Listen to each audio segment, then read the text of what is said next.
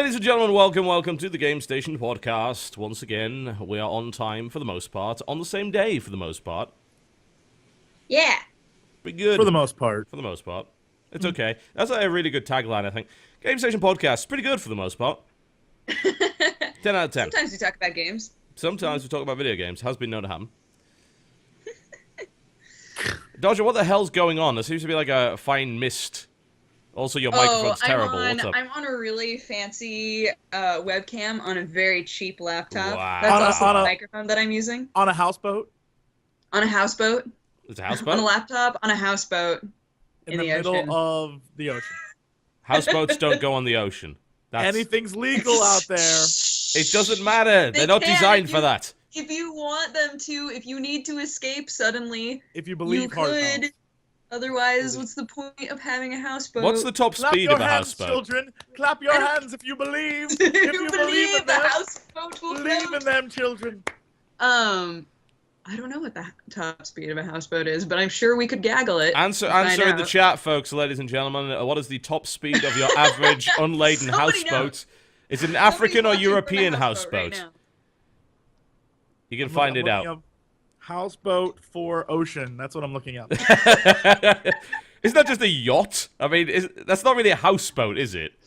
Yeah, but a yacht is like a mansion for ocean. We're looking for houseboat for ocean. 5.5 nautical miles an hour, according to the BT, and I trust him because he has a green tag next to his name. There's an entire Australian website dedicated to houseboats so that you can travel to Indonesia and New Guinea and all those places from Australia. So now I got to look up and see if this is a thing. We're gonna the find out. simple answer, yes. The long answer, yes and no. Ah.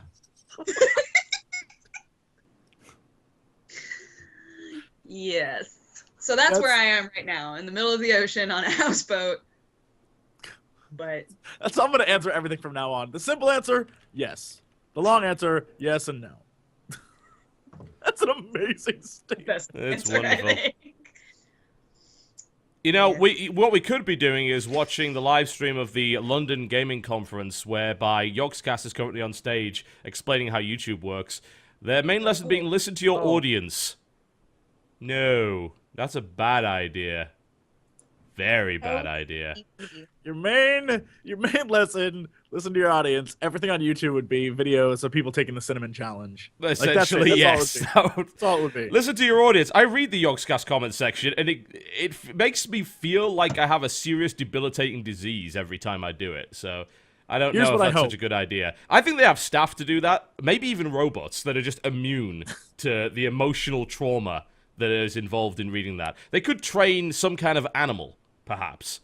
And I imagine it sort of taps on the screen and says, "Good feedback." Interns right now. That's it, exactly. You know, unpaid animals with no feelings. Interns, done. No, robots. They have. I figure they're so filthy rich they can afford 1980s robots that were in like the movie, like in I think it's Rocky 3 or 4. One of the Rockies where that robot comes like bop bop bop bop bop bop bop bop bop, and it like the robots that do things in the 80s movies. That's what they have. That's I assume the Jetsons robot. I want them to have Rosie, the Jetsons robot. I think sure thing, Mr. J. Right? That would be ideal. Jets. So I just noticed it's been 5 minutes and I'm already maybe 1/3 of the way through the introduction. So Jesse, welcome to the show. Hi. How's it, guys? It's good. It's all good, as far as I can tell. Things seem to be reasonable. Am I coming in? We were having problems earlier. Am I yeah. You seem fine. You seem fine. We had low frame rate, on my Jesse. Screen, you're all frozen. So this is. Everybody sounds like robots now. Dodger has a staring into my soul face. That's standard. B to the T to the C is all like looking at me blankly with the kizzle. Basically, I'm trying to. You all have this face that's like not even remotely funny. So my entire goal today is to crack that frozen face. Yes. Screenshot it right now.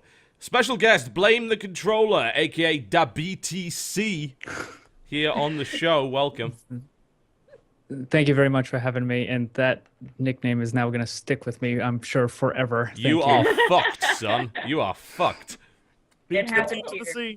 Well, thank you very much for introducing me. I kind of didn't want to say anything until you actually had introduced me. So I was like looking at my watch. I'm like, well, maybe I'll When's get this to gonna talk happen? sometime this hour. No, Yeah. no.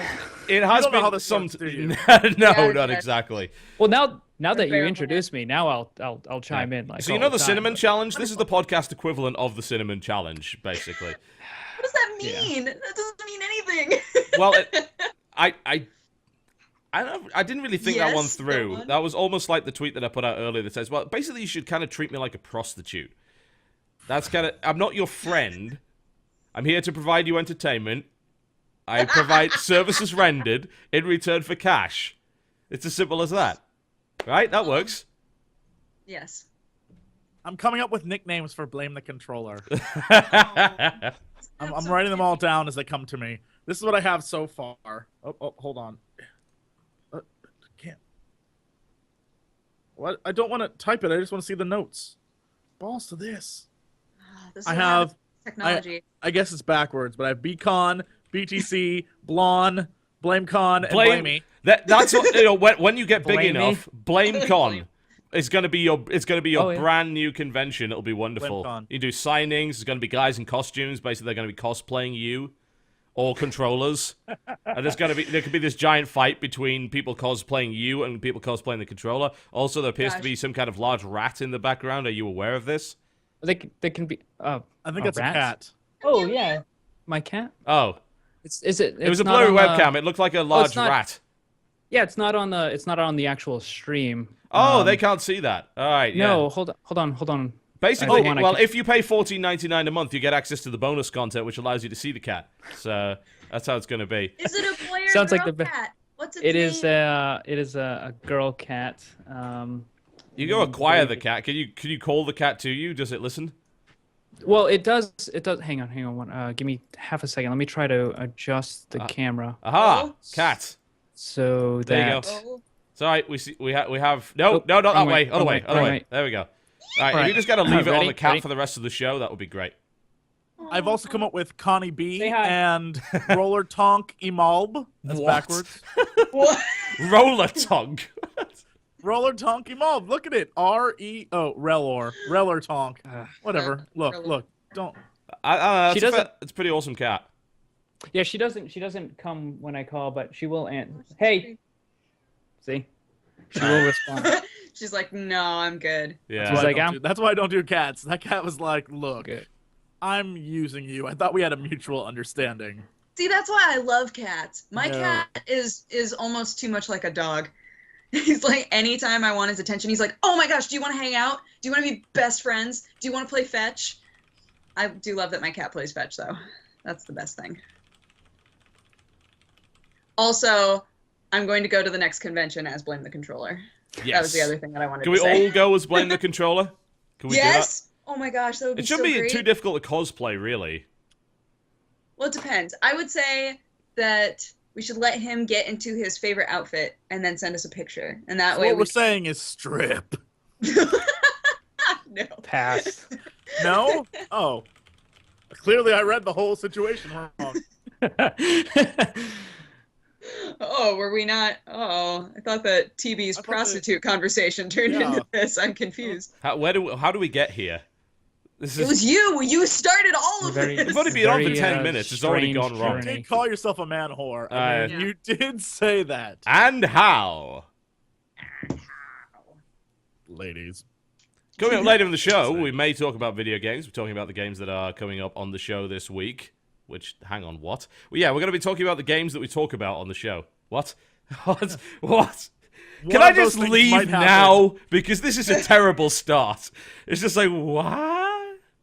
No one cares. No, they really Right. don't. Yeah, we'll talk about the games we're playing this week, and then there might be a break, and then after that, there'll be news and release dates and maybe some trailers. Then after that, there'll be another break, and then we'll do host topics. Then we'll plug our stuff and try to get you to watch adverts, and then leave.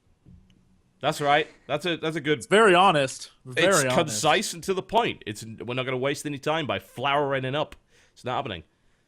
I wish oh crap! I've knocked my pop shield a bit. I'm having a bad day. I wish I was drunk at this time. This would make sense. I'm actually completely sober, and Dodger just vanished on my end. she's just done. This is like, fuck this. This is a terrible start. I don't even know why I'm here. You know what?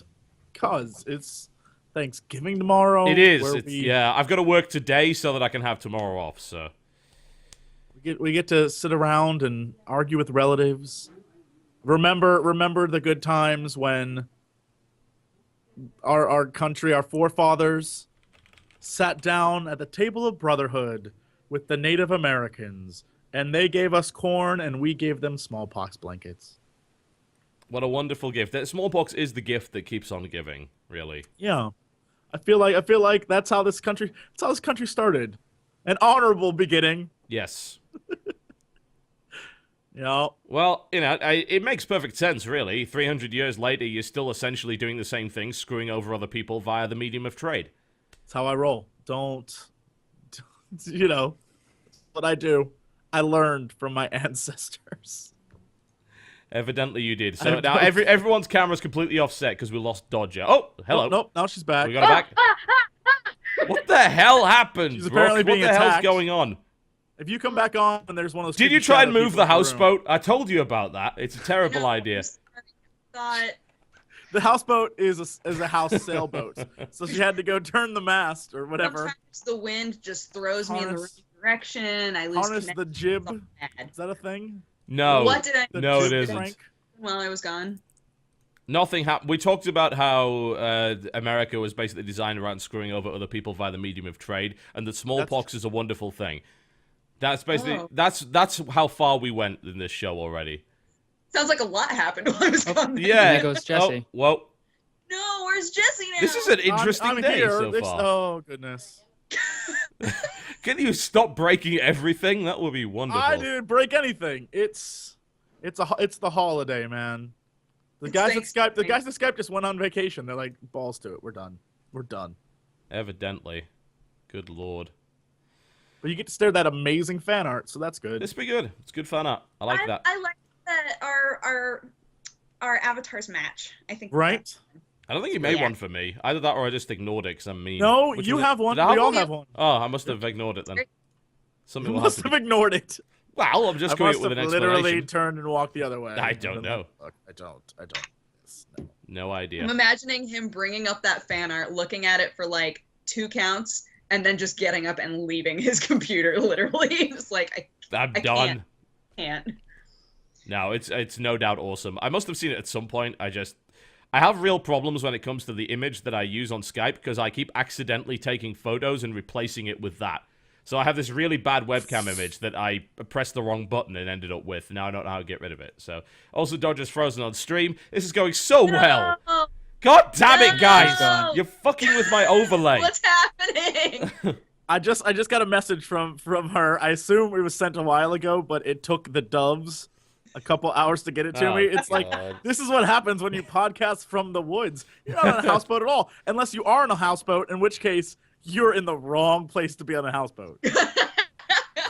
How did the houseboat actually get into the woods in the first place? I'm confused. I'm gonna let you know right now, you're probably not where you're supposed to be.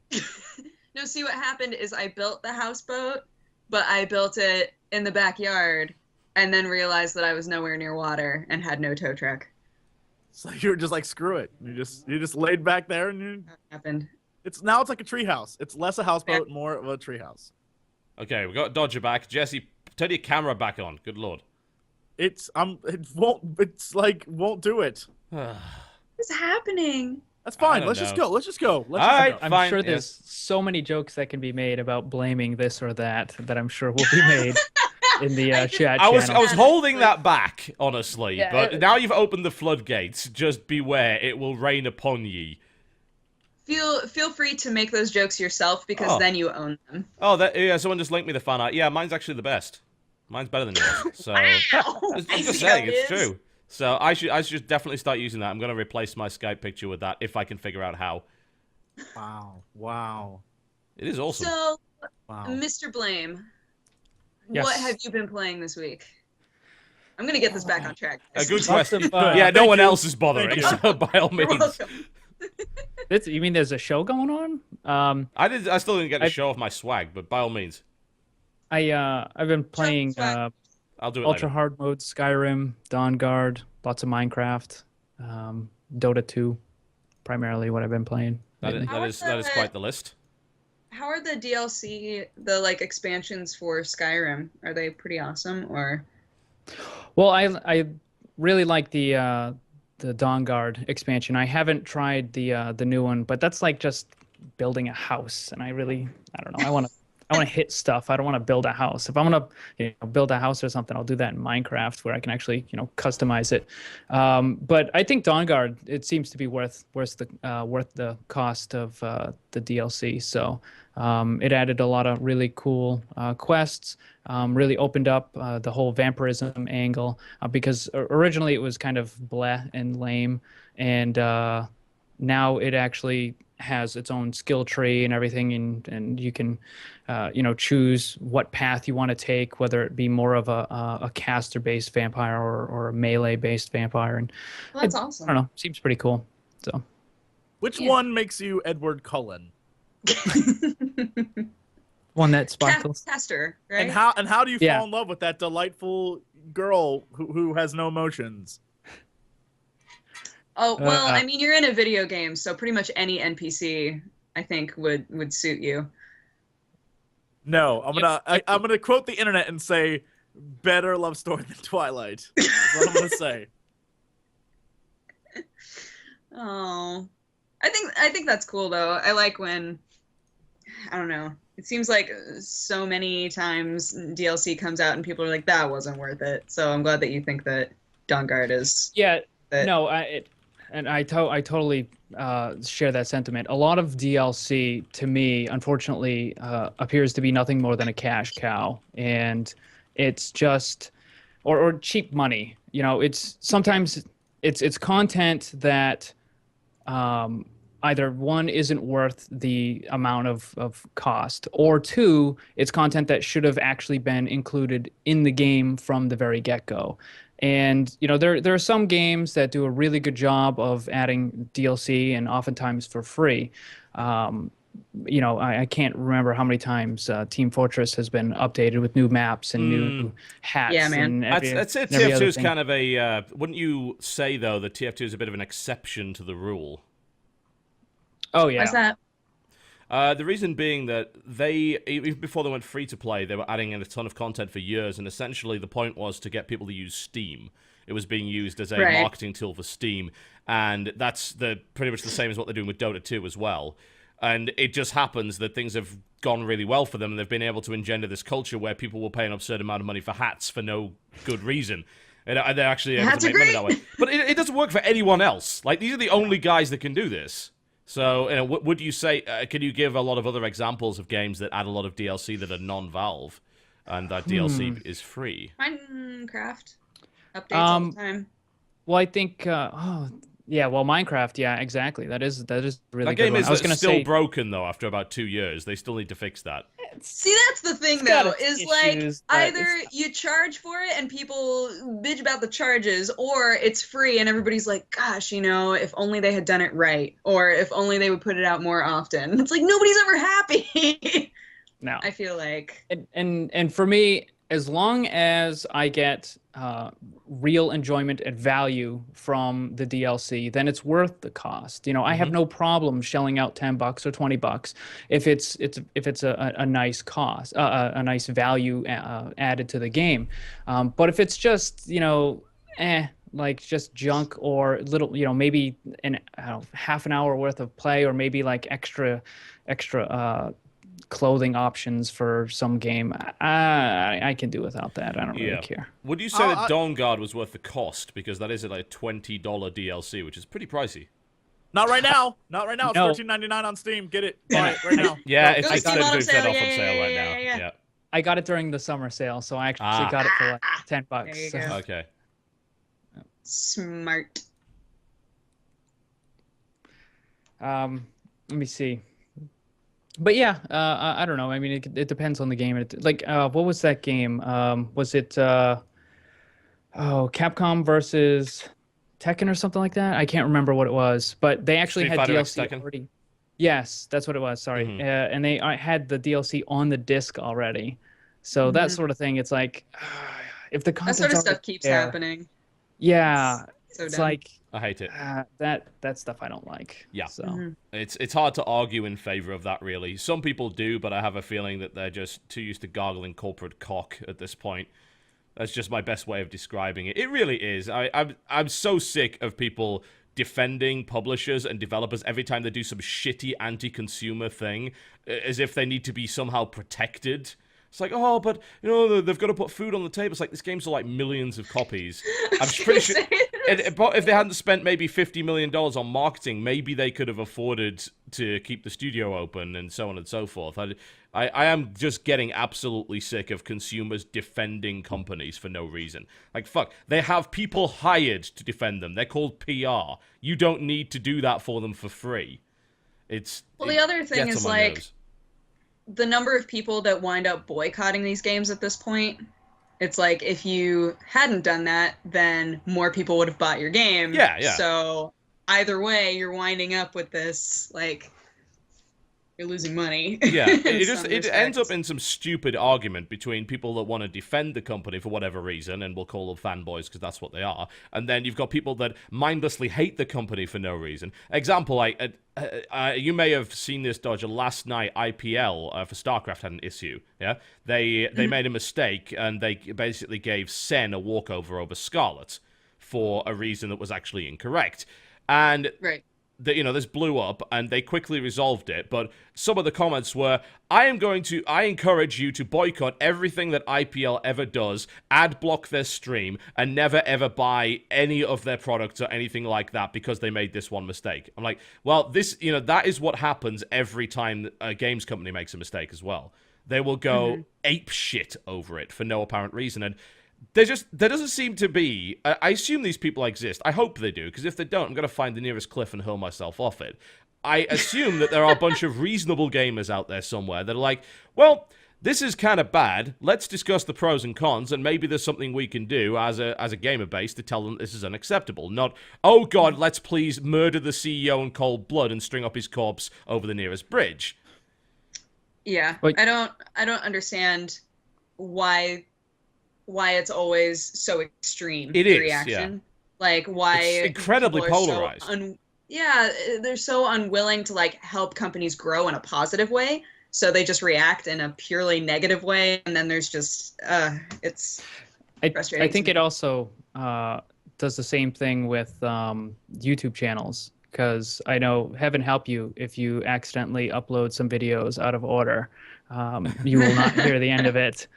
And, if you, I don't know, I try to be a rational and a logical person. And if a company, regardless of the product, is making something that I like, then I want to give them my money and help grow their company so that they get more products that I like.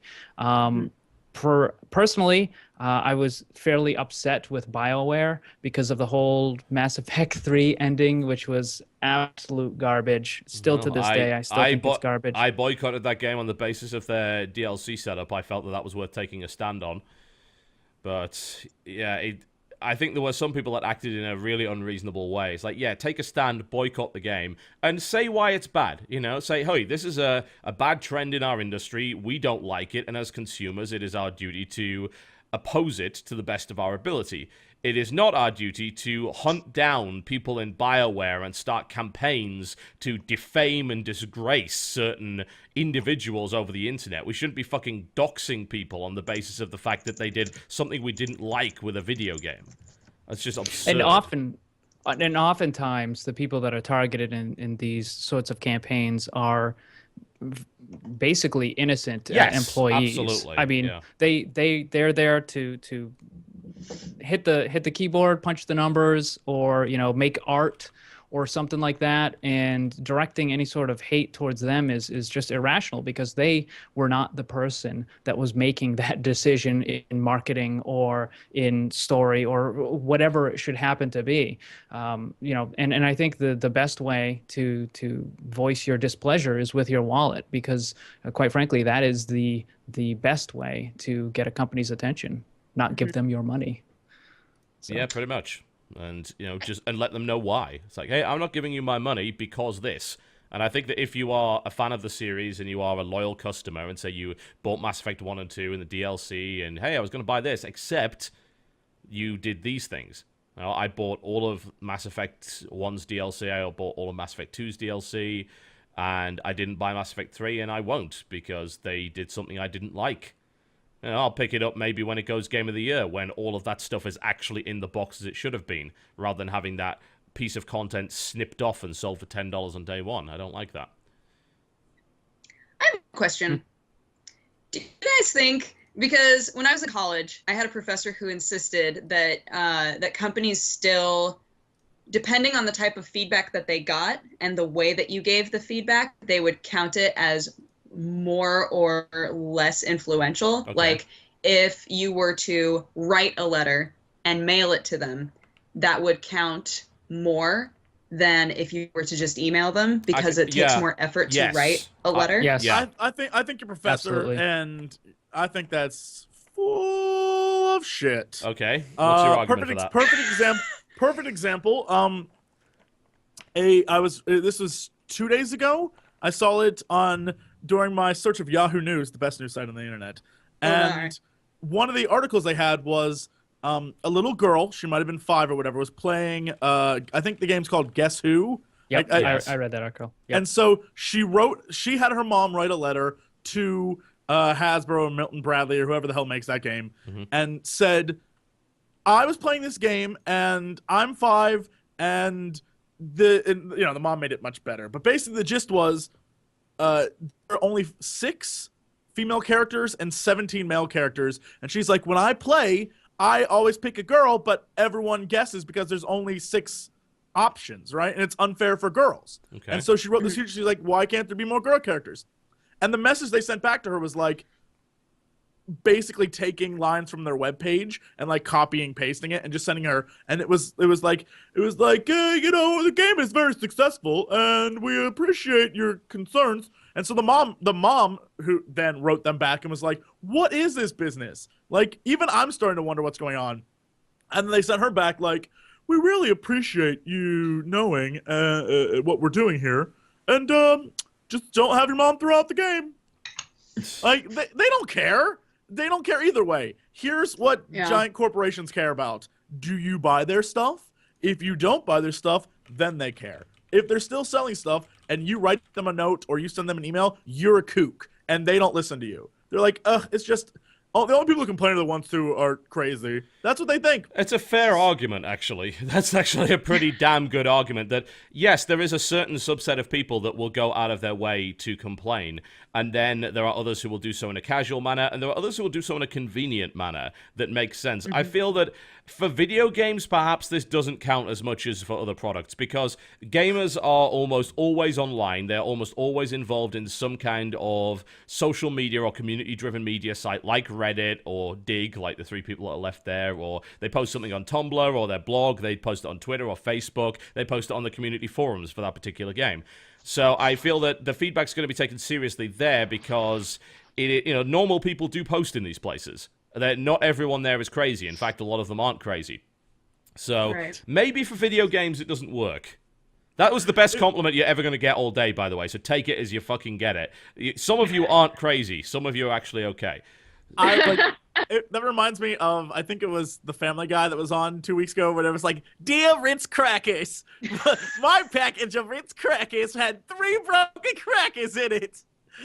I expect a full package. It was amazing. Yeah. That's what I imagine most people write. Yeah, that's the thing, isn't it? If you write a letter in that situation, then that's what kind of happens. I feel there are certain situations where a letter is appropriate. Like, if you have a problem with your insurance, for instance, you write a letter. If there's a problem with the town council or local labor laws, you write a letter. If there's a problem with your video game, chances are you don't write a letter. And if you do, then they're going to view it as, why the hell is this guy writing a letter? What kind of self-respecting gamer writes letters? Well, I think another thing... You go to a forum and complain. Sorry. That's okay. So you go to a forum and you can... What? Oh, sorry. Nope. Go for it. You, please. No, after you. Okay, thank you, sir. What I was just going to say was, I think also if you add into your complaint a possible solution, but the solution has to be, or way of correcting the issue. But you have to do it. Yeah, but you have to do it in a very, very general kind of step back kind of way. Because if you start going into nitty gritty details, then they're going to go, ugh, and they're going to not want to listen to it. But if you just say, hey, you might want to consider X, they'll go, oh, okay. Well, he's not just complaining. He's actually, he clearly wants to better the company because he's offering a solution. Yeah. Product. Well, I mean, this applies to YouTube channels and videos as well. Like, if you want to provide feedback to someone that you like watching, then do so in a constructive way. Stating your opinion is fine, but everyone has an opinion, right? And if your opinion's not backed up by something, Jesse's like, I've seen some shit. Yeah. Everyone has an opinion, and you need to provide a solution. You also need to provide a reason why you don't like it, because a lot of this stuff is very subjective, and that's actually true in games as well. A lot of the things in games which are objectively wrong are basically just bugs, yeah? And writing to a company and saying, here's how you fix your bug is stupid because you're not the guy that programmed it, yeah? But then there are problems that are, it's a bit more subjective. Stuff like, well, I don't believe that this is balanced, or I don't like this particular game mechanic and I feel that you could change it. And then there's stuff that they just can't change at all, and the feedback's more useful for their next title. You could say, well, I think the next Mass Effect should be a first-person shooter. Well, it's like, well, I'm not going to change Mass Effect 3 to be a first-person shooter, am I? It's a third-person shooter. That's just the way that it's going to be forever. So, you do have to provide constructive criticism, and I think that some companies are very receptive to it, some are not. I think SOE is a good example of a company that has made so many changes during the PlanetSide beta as a result of community feedback, and they seem to be pretty good with not knee-jerking as well. There is another side to taking feedback, which is that you take all the feedback, and you just change things immediately. Right. So that could be a bit dodgy. Yeah.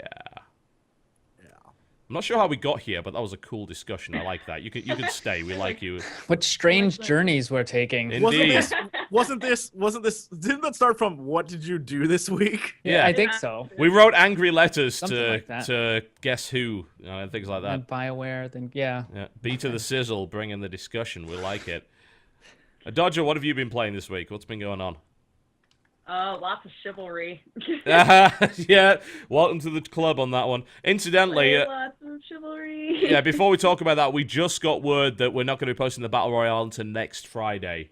Next Friday? Yep. Friday instead of this Friday? Yep, I'm not sure why, but Can we still post our stuff? I have no idea. Well, I guess that's something we'll have to talk about off the show. Dumb. This is my It was awesome, though, guys. Any of you who are going to be watching it, it was great. But, no, considering that, like, the first time I played Chivalry, I was like, I'm terrible at this game, and I could never, ever be good at this game. The more that I play it, it's so addicting. It's so much fun to, like, play different classes and things, and, like, I think that I prefer, free-for-all to team battles, though. I don't know how you guys feel. I absolutely I know you do. I know you do, you harpy shrew. I know you do. I'm still bitter about that. Here's how the battle would go. I'd see someone, engage them in combat, and Dodge would come behind and kill both of us. Yeah, that sounds about right. Yeah, and this is what Jesse would do. It's like, hey, I'm Jesse Cox. I have the longest weapon I could possibly get. I'm going to left click and kill everything. Woo! What? Woo! That's what you did. That's how I'm supposed to win, by swinging wildly. That's all you did. You just swung wildly. It was BS. It's like all of the tricks, all of the wonderful combat techniques that I learned were useless because all you were doing was swinging like a madman. It's like, how do... So, God. wait. Here's your combat technique. I would fight you, and you would go shield up and stand there for like a minute and a half as I'm whacking you, and I'm like, why won't you just put your shield down? You're like, what up, bitch? I'm behind my shield. All I can picture when you were explaining that is that old Simpsons episode when, who is it, Lisa was doing this? Yes. You know what I'm talking about? That's Jesse Cox in a nutshell. That's my fighting style. Oh, except no, it was only ever horizontal swings. So it was more yeah, like this. only ever that. Yeah, it's like the widest possible arc to hit the most possible people with the least possible effort. Here's the thing, though. I'm furious. We did 3 free-for-alls, and I had won 2 of those. Oh, yeah, the one that got recorded was the one who didn't win. The one that counts, I could win. So I'm like, flip. I'm like, I'm done. I was so mad. I was like, I can't handle this. Yeah, there's some really good stuff. Like, I think the last team battle one we did was particularly good. I was mostly playing a kind of managerial role, I think, in that game. I was sort of standing back and like, all right, they're coming in for this way, defend this. And we were holding the last peasant, and we deliberately blocked him in a house so he couldn't leave. And I was like, bring it on! So fun. I couldn't. You guys I can't wait for you guys to see the footage from our side from the first battle, because here's how it went.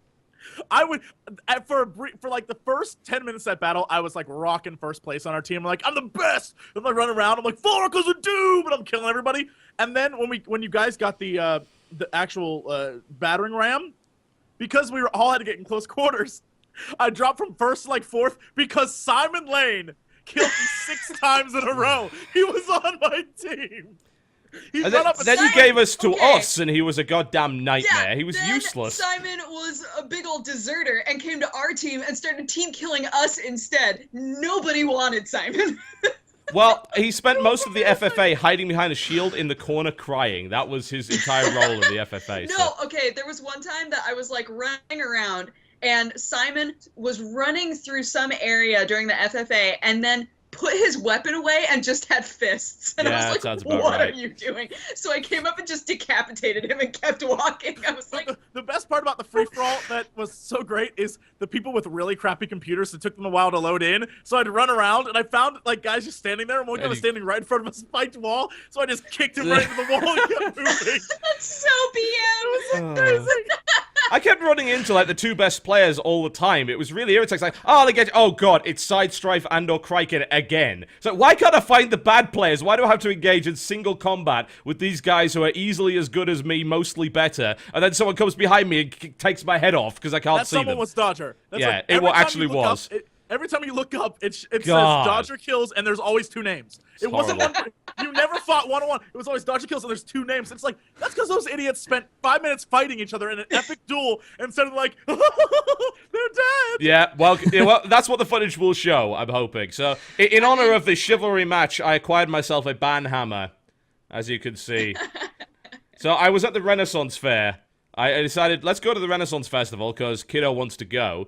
And I wanted to get away from the internet for a few hours. And I came across this kind of local smithy, and they do some really nice weapons. So I was like, it's a local smithy. They make weapons, and they just finished binding this, and it's fucking gorgeous. Like this weapon has 4 different spikes on it. Essentially, there is no way you can lay this weapon in a way that won't hurt somebody. It's pretty legit. So I now have a banhammer, and I'm very, very proud of it. You are ready for various forms of the apocalypse. I am. I've got no less than 2 BB guns, a giant spiked warhammer, and a really pissed off attitude. It'll work. You'll make a very good gruff road man who finds a pack of young kids and is like, I can lead you. Well, people also think that well, one, they claim that E is at the end of Smithy. No, it's Smithy with a Y. And secondly, no, it's not silent. It is a Smithy. A Smithy is a smith that makes it. No, it is a smith that makes the stuff in the smithy.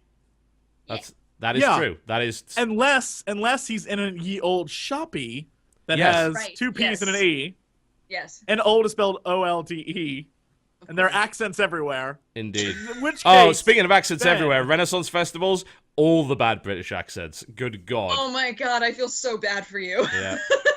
Yeah, it was actually physically painful. I was like, that must be the worst thing. Yeah, I must find. Why was that not filmed? I must find Did the people old keep tavern. coming up to you? Did people come up to you and ask you what you were doing, like what role you were playing in the fair while you were there? No, mostly because I had this giant hammer hung by the side of me, and they didn't want to approach. I was also wearing my Adam Jensen coat from Deus Ex, so it was a really weird combo. But nice. It did the job. And yeah, this is a wonderful hammer. I hope and pray we can go back together with the camera, and then I'm just gonna pay people to come up to you and be like, "That is a really awful British accent." And like, "Hello, governor. What kind of British accent is that?" And you'll be like, "Oh dear." Oh dear. That's what I want. I want that. Hello. What are you doing here? What's going on here then? Do they have the mud people? They always have the mud people at the The Renaissance mud Fair. people? The people who fight in the mud. There was no actual mud, surprisingly enough. Aren't there mud people? We did watch the best bird performance ever. So you know how they do that kind of falconry stuff there a lot of the time? So they had a bunch of, a bunch of birds. So they're doing the whole falconry thing. It's like, hey, falconry. It's like, now we're going to bring out our tamed vultures. So they brought out the vultures. And Did they eat the mud people? Oh, that would have been a good show. No, they didn't. The mud people weren't dead. They only eat dead people, Jesse, or people that smell like dead people. So like gamers. But they brought out 2 vultures. One of these had been apparently electrocuted or something, and his wings were all knackered up, so it could only fly for about 12 feet, but it was still pretty awesome. And the other one was just like, I'm not going to give a fuck for your commands today. And they spent half an hour trying to get the vulture back into the cage as it was running up and down the aisles, basically looking for food everywhere it possibly could, deliberately ignoring everything. It's like it would come towards the handler, only to then just turn around and run off, cawing, and then it would try and find food, and it was quite amusing. And then it would take off and just swoop really low over the crowd, being terrifying. It was the best thing. I loved that. People are like, Jesse, I think you're thinking of Foxy Boxing. What? No. There are these people, like, it's a comedy routine that they used to always do at Renaissance. I haven't been to a Renaissance festival in a long time. But they used to, like, it'd be guys and it'd be a comedy routine, but it'd be over a mud pit and they'd like dance and frolic, and then they'd always fall in the mud and be like, "Where are the mud people?" That's a rodeo. You're mixing all sorts of things up. This is not a real thing, Jesse. You just made this up. I've been to King Richard's Fair a couple of times, and I've never seen that. Yeah, that doesn't exist. I don't go to the King's Fair, ye aristocratic. I go to the People's Fair. I the celebrate peasants, with the the filthy serfs and peasants. Yes. The plebeian fair? Yes. No, we're not Roman. I go to Caligula's Fair. So many orgies. I was going to say, Caligula's Fair is probably not something you want to be going to, if you think about it. No. That's a it might be fun to watch, bad move. I'm just saying.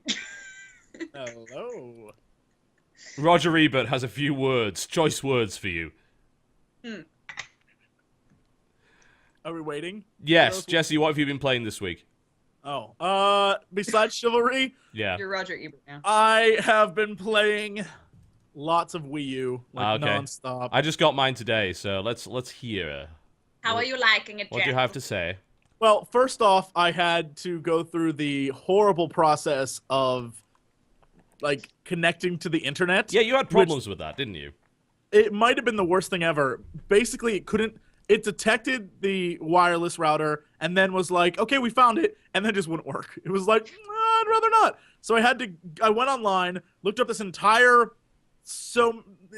thing that was like, all right, well, this is the process, and you have to like program it yourself, and you can't auto-detect anything. To this huge thing, still didn't work. Called customer support, still didn't work. Finally, I was just like, what if I just randomly punch in some shit?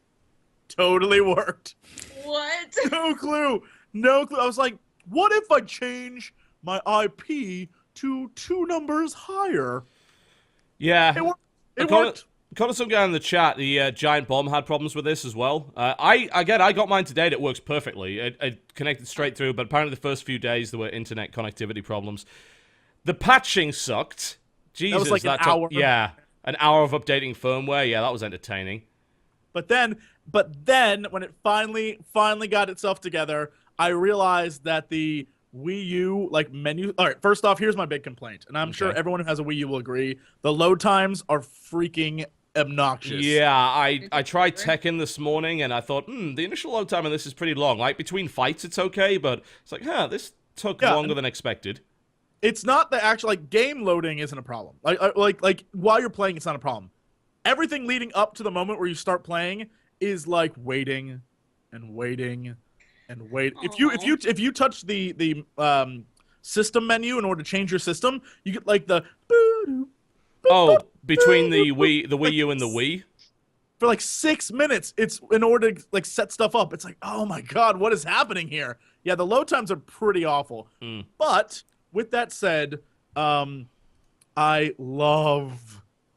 I think this might be my favorite part. The actual like in-game when you start up on your screen menu system. there are. It shows you what people people playing the games. They can go and post comments. Oh, the on Miiverse the thingy. Yeah. And so there are amazing people because you can type and you can also draw. You can draw, yeah.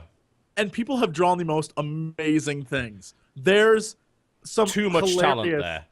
Yeah. Hilarious stuff. And the Mario one has the best. Like there's one I saw the other day. It was like the perfect Wario, and he's like, "Why no Wario game?" It was amazing. And everyone's drawing Baby Yoshi because Baby Yoshi looks like a pothead. So there are some amazing pothead Baby Yoshis. The weird thing about the Miiverse is that it's like basically it's essentially a G-rated 4chan. That's probably the best way to describe it. But like it's actively moderated. Yeah, because I know like apparently someone initially some of the people were drawing penises and like immediately they were gone and those guys got banned. So it's like you probably don't want to do that considering your Wii gets locked to one account. It is unwise to fuck around in the Miiverse. Yeah, I wouldn't recommend that. But I'm surprised that you guys like that so much because I know that when they initially told everyone they were going to do that, everybody was like, "That's going to be so obnoxious. That's so dumb." But you guys like it. You get all sorts of really cool stuff. Yeah, I mean, I walked in there and all I was seeing were like amazing drawings from people and some actual funny jokes. And someone was typing out the entire lyrics to "Everyone Was Supersonic Racing." I was like, "Oh God, why?" I wonder if he's a Game Station podcast viewer. That's a possibility, but the talent is through the roof. Yeah, it's. I'm actually jelly. I drew a Goomba and I said, "Where's my Goombas at?" And I wrote that, and then I wrote, "Give me them Goombas" underneath it. And I put that up there, and that was like my little contribution. I felt really good about that. But then I looked at some of the other people, and they were like amazing. Like, yeah, there was Zelda ones. There's a bunch of Zelda ones. They're like, "Where's Zelda?" And then there's like Zombie U has some funny ones too. Zombie U has a lot of the like meme faces. There, one dude did the take the wheel Jesus face, like they were like, "Ooh," like that face. He's like, "Zombies, ooh." It was amazing, and I'm having a blast. Like that might be my favorite part of this entire system. I will go on there and just look at these. So you have no comments on the games then? Well, no, I do. There are games. But you have like a little avatar guy, and he walks around. And you can like go to game to game. Let's see. Mario. I realized it hit me that this is the first Mario game that I've actually owned and not played at someone else's house since Super Mario World. Wow. Oh wow. Yep. And I was like, holy crap. I still got it. I'm like, I still got it. When I before I even played the game, I went and did the challenge modes, and I rocked those things. I'm really good at the challenge, like where you have to do the speed runs, and you have to get like gold stars. I'm like rocking gold stars. I'm like, I got this, Mario. Although what I did learn is the giant super controller, it's way better just to look at it than the screen, and I don't know why. I don't know if it's because it's smaller. When you play those challenges, that's my tip for you. It works a lot better. I don't know why, but it just does. It's a nice screen as well, actually. I was pretty impressed. Although apparently a couple of the third-party titles have this sort of motion blurry effect that's going on the screen that's not so cool, but that doesn't appear to be something that affects the majority of stuff. But it's neat. I look at that and I see so many possibilities. I was really thrilled by the storyline of the new Mario. They brought back all my favorite Koopa kids. I was so excited. Yes, really? Yes, all the Koopa There's an kids overworld as well, isn't there? Yes. I was so excited. I was like, Koopa kids? Yes. Plus they have all the other villains from the ones since then too. So they have like whatever that wizard guy's name was, and they have all of them. I was like, yes. So many Koopas to kill. I'm trying to think of the last Mario game that I actually owned and didn't play at a friend's house, and I think it's Mario 64. I was same thing. I haven't owned or even played a Mario game since Mario 64. The only Mario game I own is actually Mario Kart 7 on the 3DS. That's it. Obviously Orion plays all of them. Like he's got all of them, but I was never really into Mario anything. Yeah. I was always a Sonic kid. So I never really concerned myself too much with it. I'm telling you, they must have been thinking of me, because this game is exactly like I remember playing Super Mario World, except it's much better looking, and they have those damn coins in it now from all the other games. So now I'm really pissed because I'm still in the first world, going around to all those maps because I was talking with some friends and I'm like, "How far are you guys?" Like, "Yeah, I'm in like the cake world." Like, where's that? I'm still in the acorn place killing squirrels, trying to get those damn. People are like, "No, just play through it." I'm like, I can't. I need every coin before I move on. Oh dear I God. must have all. So No, I'm the same way. I think I played one level. It's like I think it might be the second level for like 45 minutes. I kept going back, and I think there's a 300-second timer, so I just kept going back in. I'm like, I'm getting all these damn things. I swear to God, I'm gonna get them all. And then I got a phone call, and this is my new hatred, and I had to fix it. I got a phone call, got up from the system, walked away, was talking on the phone, come back, system had auto timer shut down, and it didn't save anything. And I was like, Really? no, it's just yeah. It didn't, apparently That must be in the options. I was gonna say, mine's been sitting somewhere. on for the past 3 hours and it's been doing nothing. Mine has a 1 hour timer auto shutdown. So apparently going Wow. off to talk for an hour is a bad thing. And so Might I have was been one like, of those buttons you hit. oh, probably when I was trying to set stuff up. That's probably Yeah. so I had to go back in. I had to fix it, and then I had to go back into Mario again and do all of it over again. But since I know where all the coins are, it was a little bit easier. But Well, there is a coin rush battle mode, which seems like the best thing, because the best thing about the original New Super Mario Bros. For Wii was the ability to completely screw over the people you were playing with by stealing all the power-ups, like jumping on their heads, pushing them down, picking them up and throwing them down pits and things like that. Now there's a mode which is specifically about that. It's a coin battle mode. You run the levels, try to get more coins than the other guy, and you do everything you can to screw over the other people there, which is exactly what that game is good at. So I'm really glad that that's Awesome. there. all of it is wonderful. The Mario just it's so I can't even describe to you how much fun it is when you in order to do the challenges, you can pick one of the 4 characters, right? And I like that each of them are sort of dicks in their own way. Mario does like this swag hat thing at the end when he completes. He's like, "What up?" It's great. I love it. They're wonderful little characters who, at their base core, are just complete like braggarts and assholes. Like, Love it. "What up? I did that for you, princess." Also, I like the intro to the game. That is kind of cute when this giant claw comes out to grab the princess, and it just like scoots her out the way, and then it smashes Mario. I'm like, I kind of love this. I kind of love Nintendo. Have you played any games other than Mario? Is that all you've got? I started Zombie U. I have Zombie U, and then I haven't yet played. I think it's the Nintendo verse. Nintendo Land. Nintendo Land. Yeah, that really is something you've got to play with other people. You've got to bring them around and play that, because the whole idea is the guy with the pad is playing as one guy, and then it's up to 4 other people versus you in an asymmetrical multiplayer mode. What I'm hearing, the Luigi's Ghost Mansion thing is the best thing in the world and is incredible to play. So with a group, I assume, because with a group. Yeah, one definitely person's not on your the own. ghost. Yeah. Yeah, one person's the ghost and everyone else is hunting for him. Apparently that's great. There's the Zelda one and the Metroid one. Apparently you need Wii Motion Plus controllers to do it. So if you don't already have the Motion Plus or the ones with it built in, you might be running into problems there. They're otherwise kind of awkward to play properly. But some of the games are supposed to be really fun. There's also a party mode where it goes through all the games and it swaps you round so that everyone kind of gets a turn, and it counts your score and things like that. So seems worthwhile. You know, we got just got ours, and we got the deluxe model, so it had it packed in. So like, okay, cool, we've got that. And the only game I've actually had a chance to play so far has been Tekken, and it's good.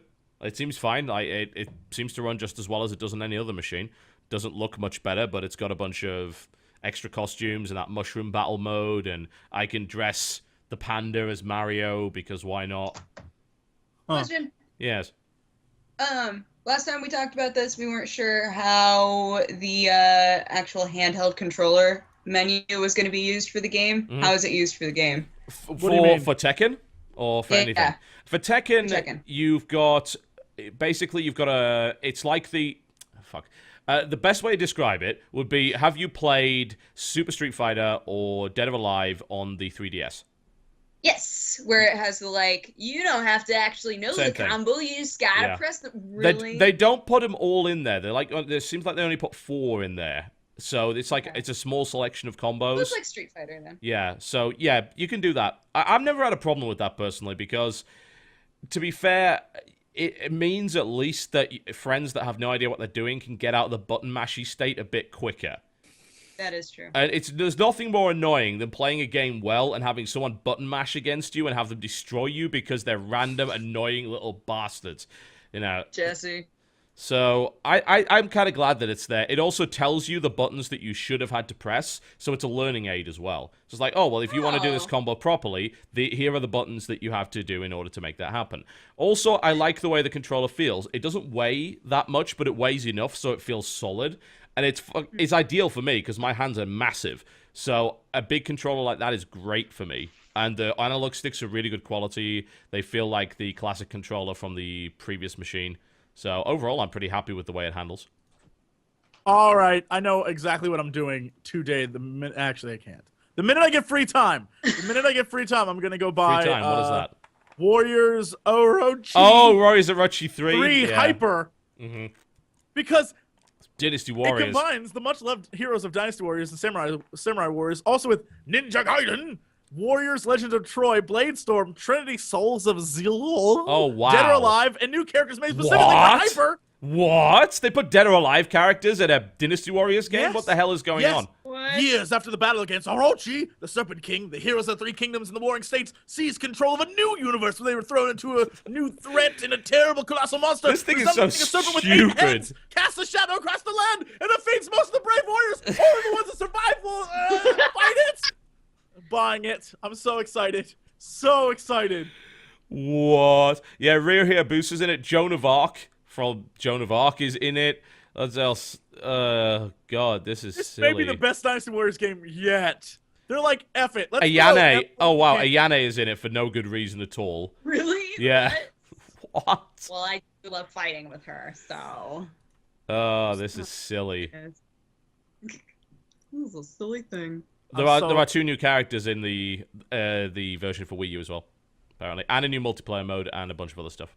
What if there was a Mario? What if it could be Mario and he wielded a giant fireball and he shot fire? Oh my god, why isn't this existing?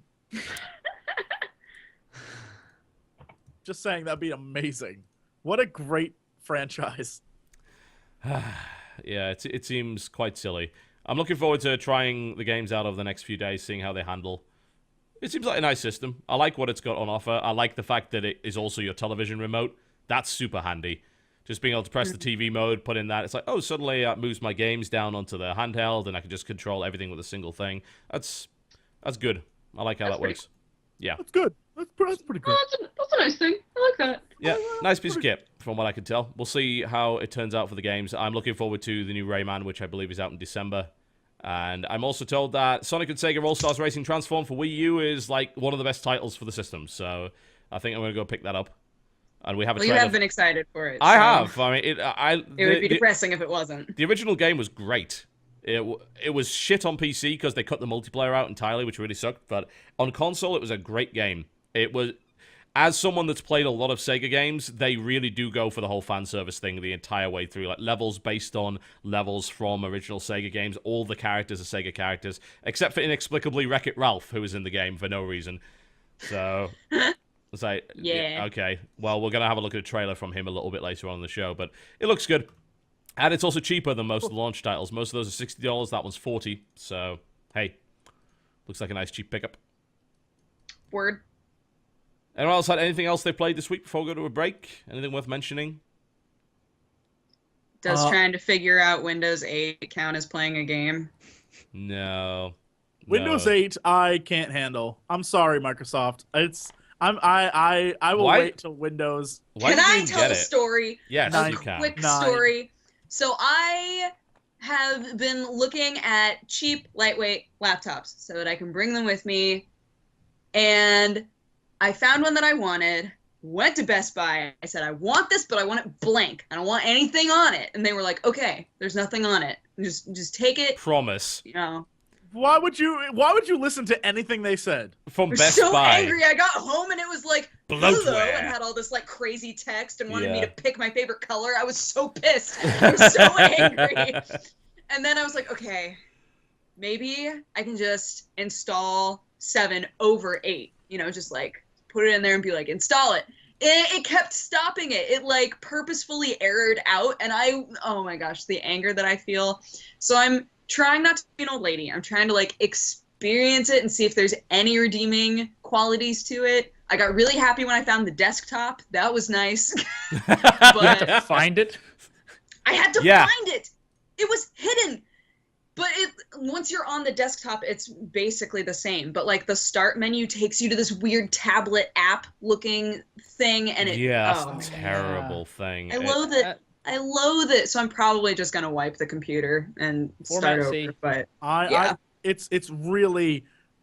Like, I know a lot of people who love Windows 8 because of the it's faster. It does stuff better. Like Windows 8 at its core is better. Oh yeah. The way that they went about, like, we're gonna try and make this as confusing as possible. I'm not feeling it. I see why.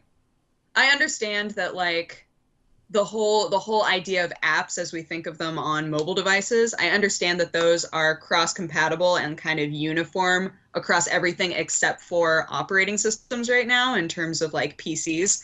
So I get them being like, oh, we got to incorporate that somehow. But I think they went too far with it.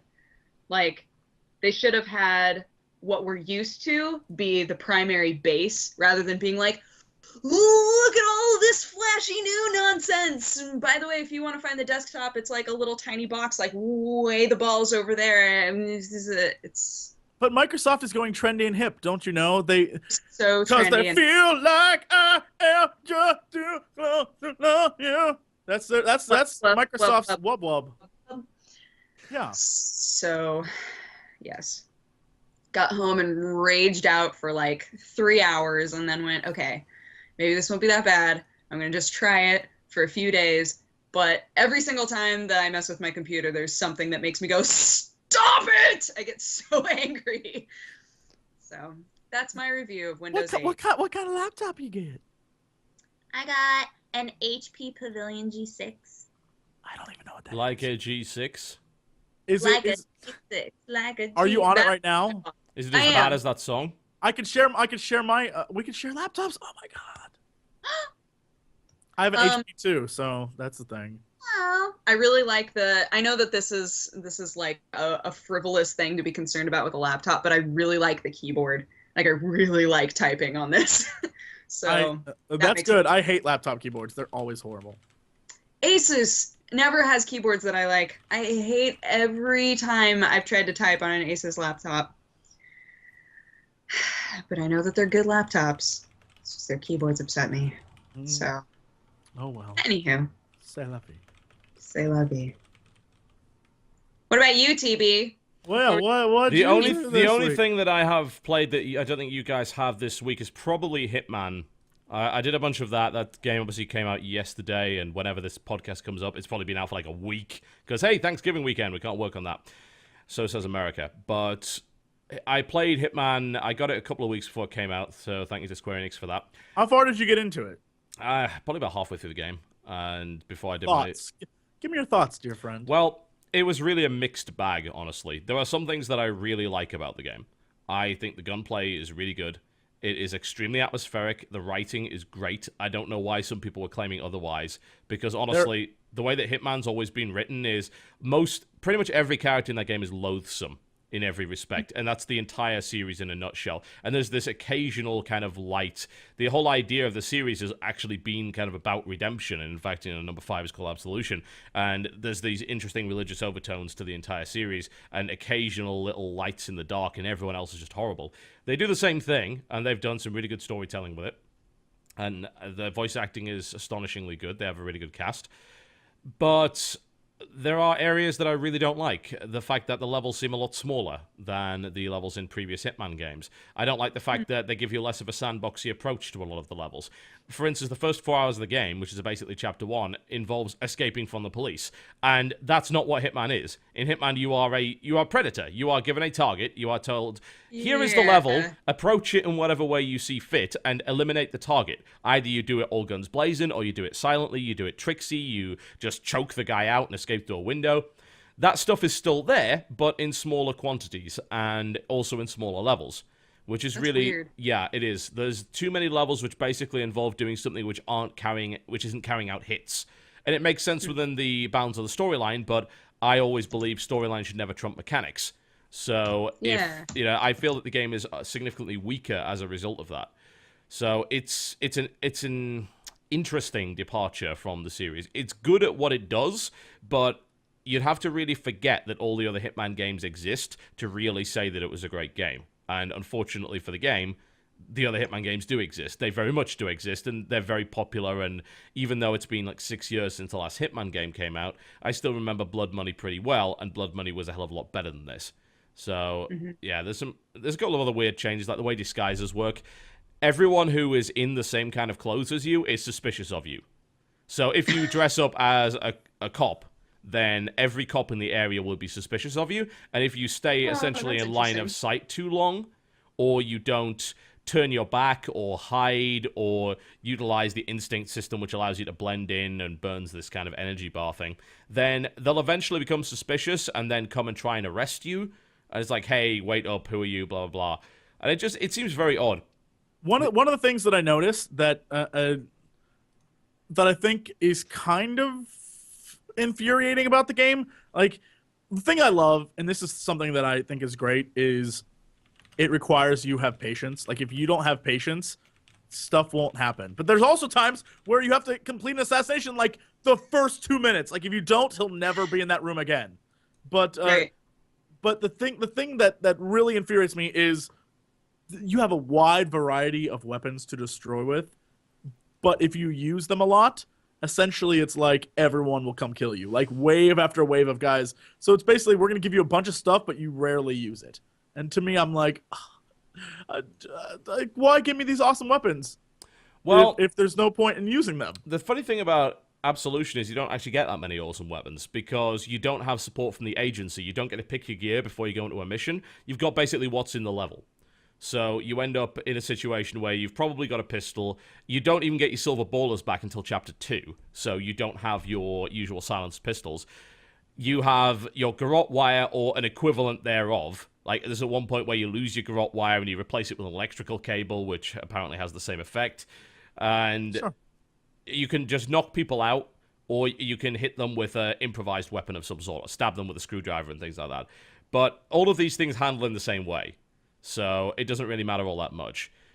The problem with, like, the most of Chapter 1 is that there just isn't any...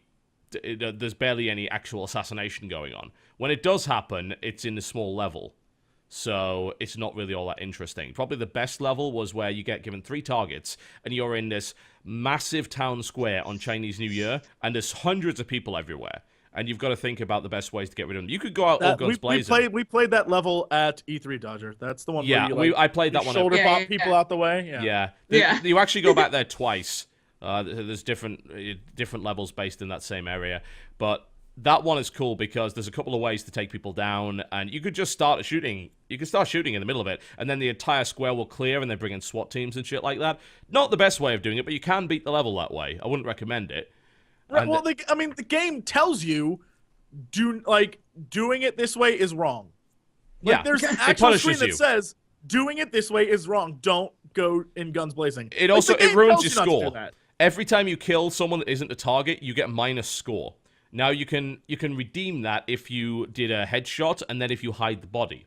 That actually gives you enough score to cancel it out. So if it's a precision hit and you hide the body, then okay, cool.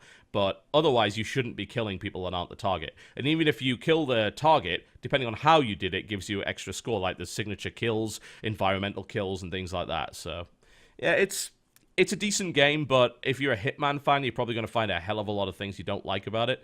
If you've never played a Hitman game before, it's not a bad start, but after that, I'd probably go back to Blood Money and see what a real Hitman game is. So, yeah, it's not a bad title, but it's not a good Hitman game either. That's my view on it. Word. And that pretty much wraps it up, I think, for this particular segment. So now would be time to go for a quick break. When we come back, we're going to Whoa, we went for long this time. Yeah, we did. We Yeah, dragged we it did. on, man. We really, really did. When we come back, we're going to be talking a little bit about the news, upcoming releases, and possibly watching a few trailers for upcoming titles. There are a few games still to be released this year, so it's definitely worth having a look at. You are watching the Game Station podcast. Don't go anywhere. We'll be right back. Ladies and gentlemen, welcome back to the Game Station podcast. You just heard some wonderful sounds there from Batman Arkham Asylum, one of my favorite soundtracks. It's fantastic. It's wonderful. All right, let's talk a little bit about some gaming news, shall we? Some things are happening.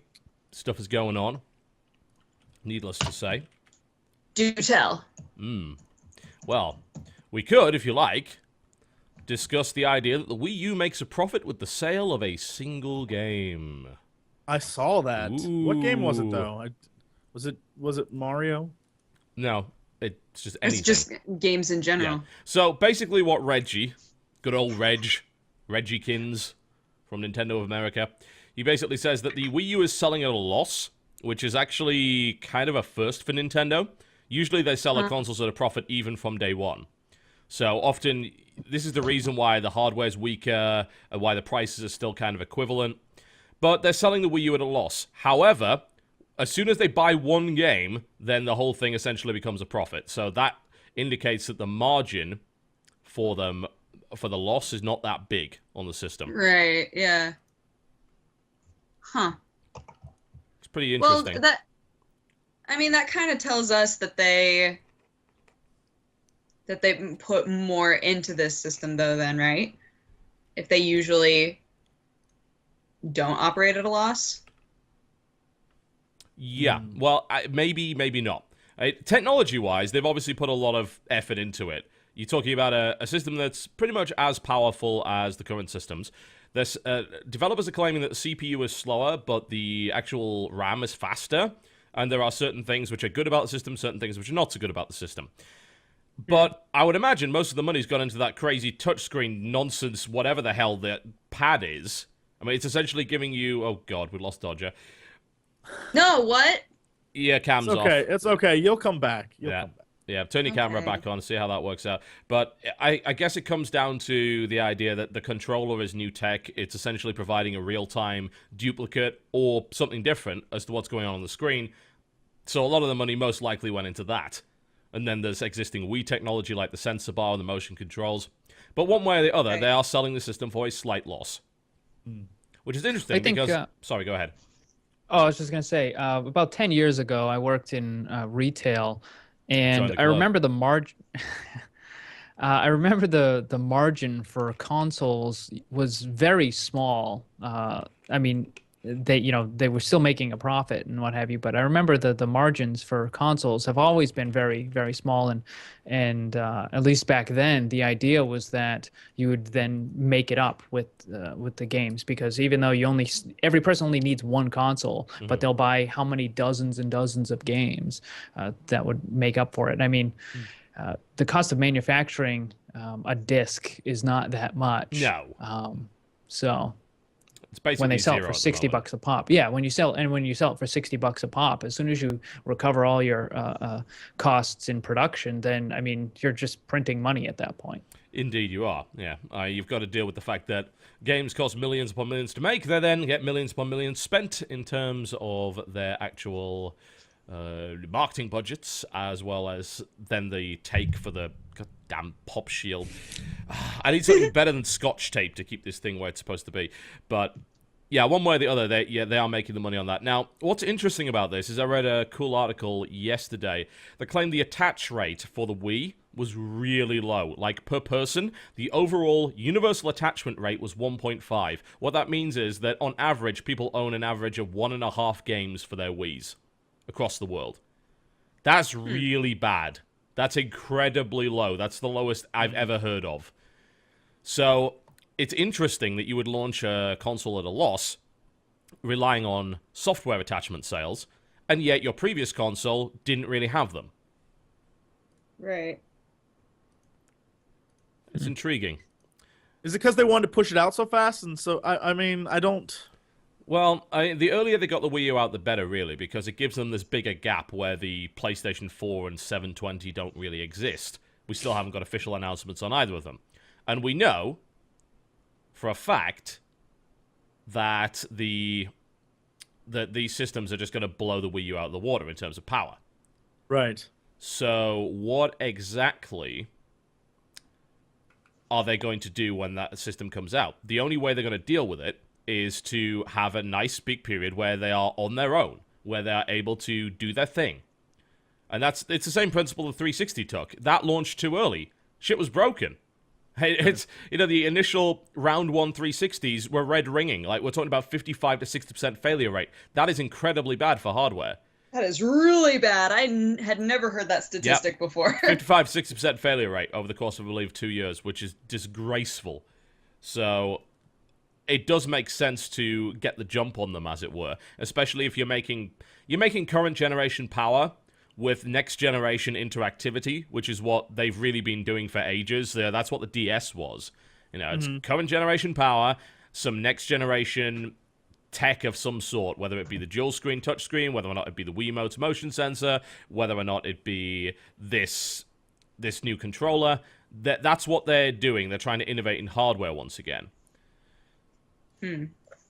So that's their hope, that over the next year they'll be able to sell enough copies of games. The question is, will they have enough good games?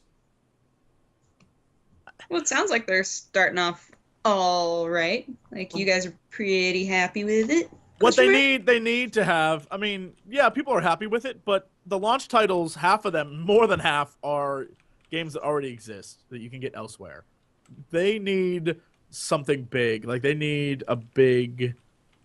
Then she leaves. She's like, look, I don't care what you have to say. I don't care. And so, yeah, they need that Zelda game. They need that Metroid game. They need something. So we'll see. But yeah. Word. Nothing else on this? I didn't hear the middle of that, but... Nothing else? No? Really? Huh? This is think so. nothing else on this topic. Well, I mean, we talked about the Wii U for a while. We did. I guess we did. So... Like, people are probably sick of it by now. All right, well, let's move on to a different topic then. Best topic ever. Fuck, man. Why don't I bring you guys on the show? I was supposed to introduce the topic. It's like, hey, let's have a discussion. No one has anything to say. It's my first day. No. You're fine. No, it's them. It's them. They're the noobs. Like, they've been on this for like 34 episodes. They should know better by now. BTCon, here's what... Just talk. Just talk. What do you think about the Nintendo Wii? Go. I don't have one, and I don't own a Wii, so I don't really know anything Will you about it. Will you purchase? I don't know. Here's my whole idea with Wii and all the motion controls. When I play, I want to use a controller to play a game. An old Xbox controller? You want to use that? Be like, well, no, but I mean the concept is I don't like all the reason why I don't own a Wii is I don't want to basically mimic an air traffic controller when I'm trying to play a game, and so I have no interest in all the peripherals that require you to stand up and jump around and do all that stuff. If I want to work out, I'll go and hit some weights or something. I don't need to do that stuff when I'm playing a game. I want to use a controller or a Nostromo or whatever I'm using. So that I don't know. I personally have, and I'm sure I'm going to anger a whole bunch of people. I have no interest in playing a Wii. The only time I ever played it was like when I went to my brother's house. And ironically, I was thinking of him when you mentioned the lack of purchases, because I think he only has like 2 games and he's owned it since it came out, and they just keep playing they play the bowling game, and that's like all they do over there. So I don't know. I just I don't know. Don't really have much interest in the whole motion controls and anything connected there too. That's the thing that I think that's the same opinion I had of like normal Wii is exactly that, which is a lot of people owned it, but a lot of people didn't have a lot of games. Like, they owned it and had maybe 3-4 games. They were all the ones that were like party games or Zelda, and like that's it. Like, that's what they had, and it's that they need to change. I mean, that's their biggest problem, and they have to change that real quick, because the fact that I know you're right. The fact that if you go to Amazon and you type in Wii U, on that first page, there are already controller options that look like Xbox 360 controls. So if even people who are buying it are buying controls that are similar to other console controls. So it's definitely a big issue, and the fact that people are used to PlayStation and Xbox and they like playing games that way, I don't really know how Wii U will compete with that, but hopefully it'll be amazing, whatever they pull off, but who knows? We'll see. So let's move on to another story then, shall we? And that's on the subject of a pay-by-the-hour game, which is interesting. Coming out to 360, it is going to be a karaoke application that charges you by the hour to access its unlimited... Well, it's an unlimited access. It says unlimited, which is like, well, it is kind of limited. I mean, you can only have so many songs in an hour, but it's like pick the shortest ones you can to maximize the money you're paying. But they have a library of 8,000 songs, and yes, you basically pay for an hour of it. I mean, I kind of get it, but it's dumb. Do you know how this company can make the biggest profit on this game? Every time you call up and you say, or do whatever, and say, I want to order an hour of karaoke, a delivery truck comes to your house with your choice of alcohol, and it will keep you buying hours of karaoke until the early morning. And that, I see, is the most profitable way for this game to take It's off. amazing. There you That's go, terrific. Microsoft. Well, there you go, Microsoft. Enjoy. Deliver alcohol. There's a bunch of like 6-year-olds. Like, we want to sing Justin Bieber. Have some booze, you whores. I like to think That's what I imagine. I like to think that a bunch of people at Microsoft basically like sat and said, okay, what's a sort of game format where we can get away with doing this? And then somebody was like, well, you do that when you go to karaoke. And they were like, brilliant. I like to think it went backwards rather than them being like, let's make a karaoke game. I think they would be better served to have a very, very low microtransaction price per song or per song group, as opposed to by the hour. I think if you were to pay, I don't know. If you do by the hour, I assume people are going, it makes people think it's less expensive than it probably is. Yeah. Rather than per song, people can be like, we can't pick that song, Timmy, because that is too expensive. That is a $3 that song. It's a lot of money. You could be doing Bohemian Rhapsody. It's 99 cents. But here's the deal. In the hour long, you wouldn't want to. Long songs you would not want to do. That's true. Because you are not maximizing your time. You want to do like what's that song from the 90s, that Blur song that was like 2 minutes long? You want to do or maybe it's 1 minute, like the woohoo, that song? Yeah, man. That would be song 2. It's about 3.5 minutes, if I recall correctly. Oh. I think, quite frankly, you downloaded the loot version from Kazaa or something and thought that was real. Did it also say it was by Metallica by any chance? I bet it did. Did they also label it Metallica Woohoo? That's probably what it was. There was also an announcement from Bill Clinton on there telling me to go to a website. Yeah, it's funny how that works. One. Yeah. That was my favorite Kazaa thing. You download a song and it's like, I mean, not that I use that, but it was like, right. Not that I'm you doing used bad it. Bill Clinton. I want you to go to this website. It was so funny. I was like, what is this? This is not what I want. And you have to go back and search again. Kazaa, how college students found music and porn in the early 2000s. Pretty much. My, how times have changed. Now you just go to Google. Isn't Rock Lobster really long too? I know that's not the point of this. Yes, it is. It's a fairly lengthy track. It was on XM Radio yesterday, and we were terrified by how long it was. Like, is this still going on? Apparently Yeah, it was. man. In college, there was a pub that I used to go to and get their fries, and they were delicious. But every time I went in there, I would put on Rock Lobster, and the waitresses hated me. It was great. I would go and there was this really seedy bar, and every Friday night they would do karaoke. So because I knew the guy who did the karaoke stuff, they would have a random draw competition at the end of the night. Whoever did the best won. Well, one night I stacked it, so I put all the little like cards, and all of them were "I Believe in a Thing Called Love," like that song. And so it was Darkness, like yes. women and like these ripped just all going. It was amazing. It might have been the best night ever. That's awesome. Ear-piercingly bad. It was wonderful. So yes, that's a song you could do as well when you pay for an hour. Yeah. Yes.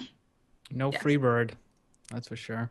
No Freebird. No, how would you do karaoke Freebird? It'd be you'd sing and then Then just halfway through wait. the song you just And then you wait for like Just sit there. That's just the dance leave, breakdown, guys. just leave and go back down and have a beer, and then at the end stand up and go thank you, and then sit back down again. Oh, that would be so sinister if the only songs that they had on this karaoke thing were really long songs. Yeah. Don't do it, Microsoft. We're telling you all of the things that are going to crush your company. I like how this guy's like, and I got a Davida drum solo. That's pretty good. That worked. Yeah. 45 minutes later. Oh goodness. I don't know. I can't tell if I feel like it's shady or not though. It's like it is shady. There are video games out there that are karaoke games. This is just a shady I thing. guess so. Yeah, that's true. Yeah, you're true. Unless You're right. unless you want to get like the most up-to-date songs, like I have to sing the song that I heard on insert anything. Speaking of hearing songs, What? Sunday, before everyone got together for our amazing Walking Dead fun, I was sitting there with the Will of DC, and we were watching the American Music Awards. We were just like, it was on TV. Yeah. Yep. Christina Aguilera sang a song. Find this on the internet. Find this on the internet if you can, but it is amazing. First off, she was delightfully bad, but more importantly, the song was she comes out wearing the hoochiest mama outfit ever, and everyone around her has bags over their head. That one says Queen, and one says Loser, and one says like Geeko, like random shit.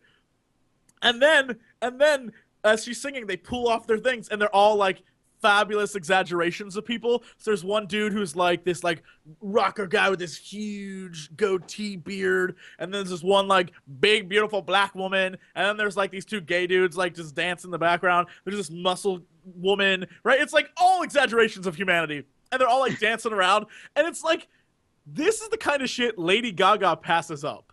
Like it's brutally embarrassing. I'm like, really? This is what you're doing, really? Oh. And it kept going on. It kept going on. And then the best part is that immediately, right after that, Pitbull comes out on stage and starts singing. And so Pitbull's out there, and I'm like, what is he singing about? And I don't know. And he's in the crowd, and the crowd's loving it and eating the shit up. And then then Christina Aguilera comes back on to finish singing with Pitbull, and this is how the song finishes, and it starts playing Take On Me in the background. And I swear to God, and Christina Aguilera goes, and she walked out just to do that. It was like, what is happening? You need to find this. It might be the best entertainment I've ever seen.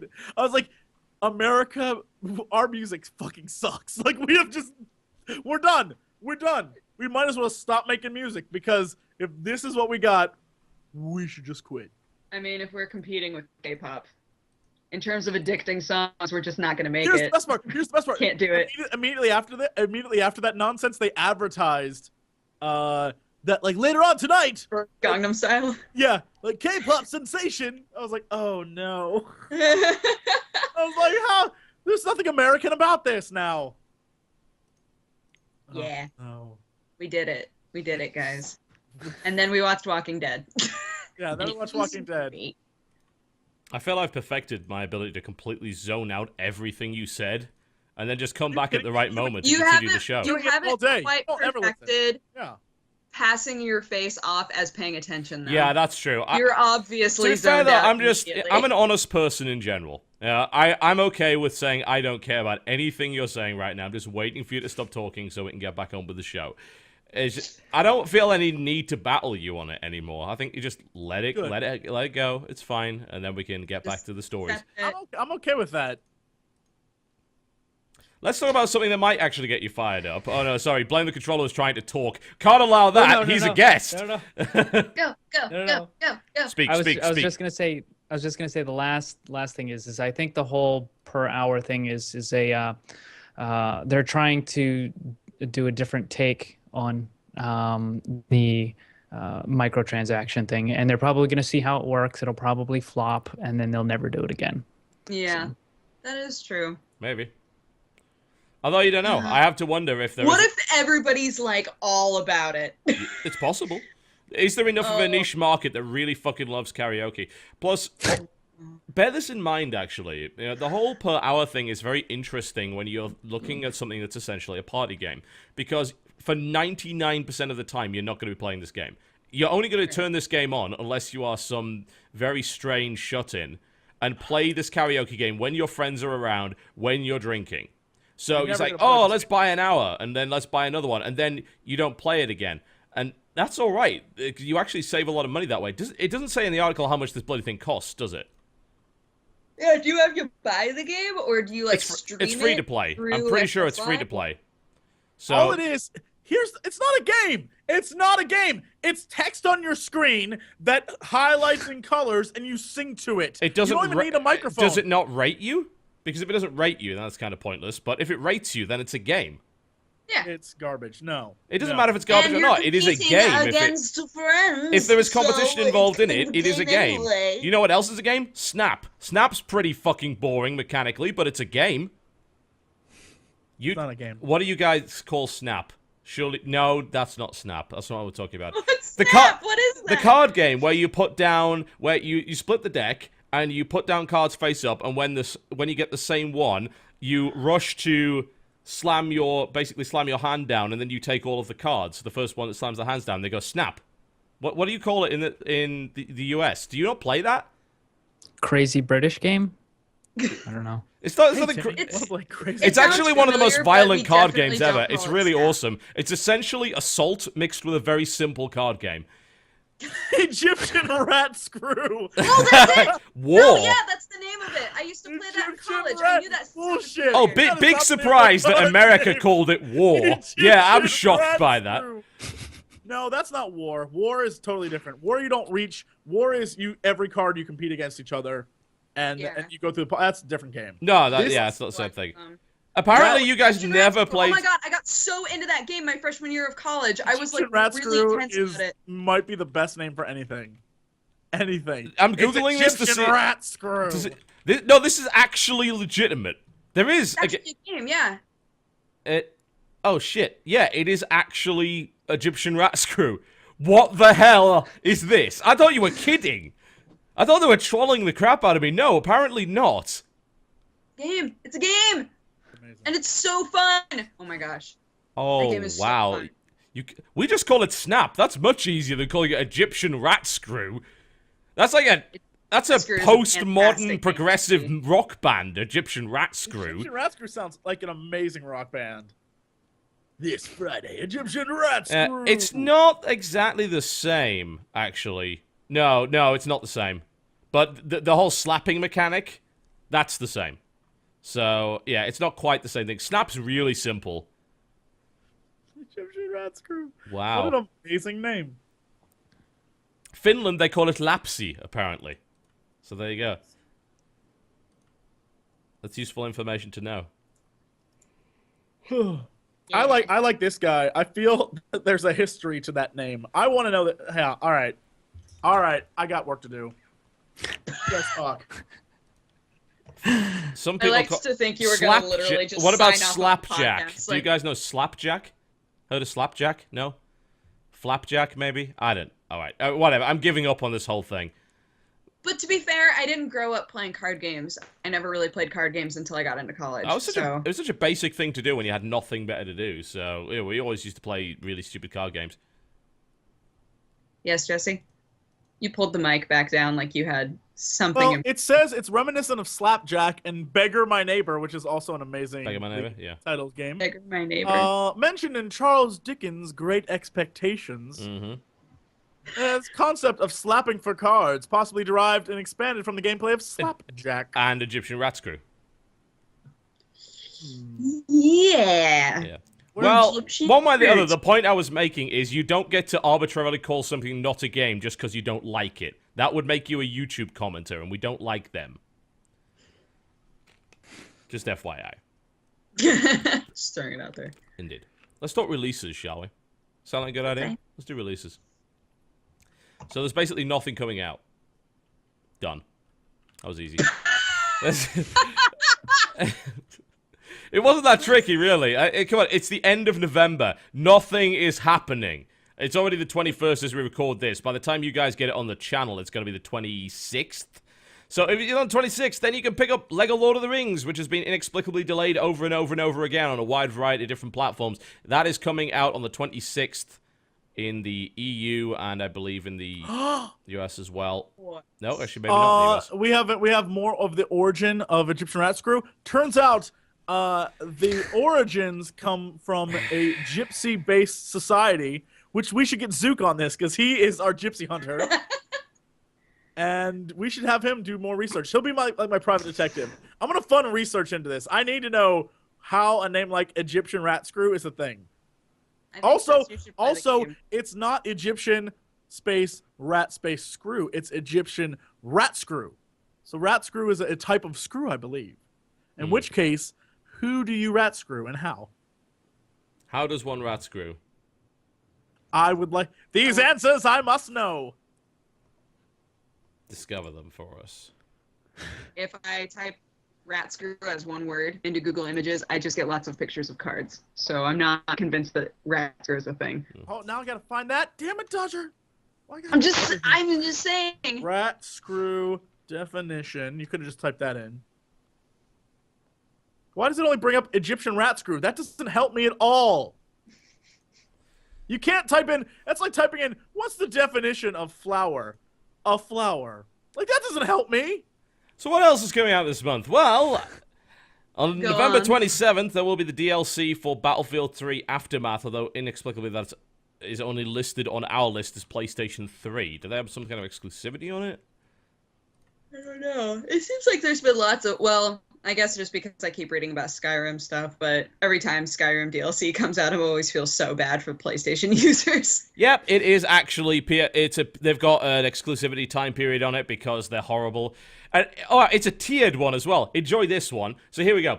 It's coming out on the 27th of this month for those with Battlefield 3 Premium on PlayStation 3. If you happen to be playing it as a Battlefield 3 player regularly on PlayStation 3, you get it on the 11th of December. However, if you're on PC or 360, but you have Battlefield 3 Premium, it comes out on the 4th of December. However, if you do not have that, then it will come out on the 18th of December. Ergo, fuck EA. Can't argue with that. That was too many layers. I didn't follow that. That was so dumb. God, what is with this? I'm sick of exclusivity periods for consoles. I'm doubly sick of saying, oh, you know what would be really great? Well, we're going to have a premium system whereby we split the community right down the middle based on those who are willing to pay twice as much for the same game versus these guys who didn't and are sensible. And then you get this nonsense. Yeah. So yeah, there's 4 separate release dates for this thing. So I guess I will get to play it on the 18th of December, by which point I won't care about it anymore. Nice. Yeah, that's great. Aside from that, not a huge amount else. Far Cry 3 is coming out. I think this might be one of this is going to be one of those weird situations where the EU gets it before the US, I think. According to this, Far Cry 3 is coming out November 30th in the EU on PS3, Xbox, and PC, and yet the release date is actually the 4th of December on Steam in the US. Which is an odd one. It has been known to happen every now and again. Yeah, it's true. For some reason, they're releasing it a few days earlier in the EU, and Australia as well. So, congratulations to EU, Australia, and the UK. They do get a game before the US for once. And so far, the reviews of Far Cry 3 have actually been very, very positive indeed. But as always, do not necessarily trust the early reviews. Wait till closer to the release date, and pre-ordering is for dummies. True story. Unless you get an extra $10 through Amazon, then it's kind of cool. Yes, unless you do that. Then again, it could still be a bad game, and then you'd have a bad game and $10, which isn't so good. Don't worry about it. It'll look so pretty on your media shelf. But... you know, it's weird when you started turning into the corporate shill, everything blurred out. It's almost as if you were kind of... is someone intercepting this broadcast? Is that what's going on here? I don't know. I don't know what you mean. Quick, find Yeah. products.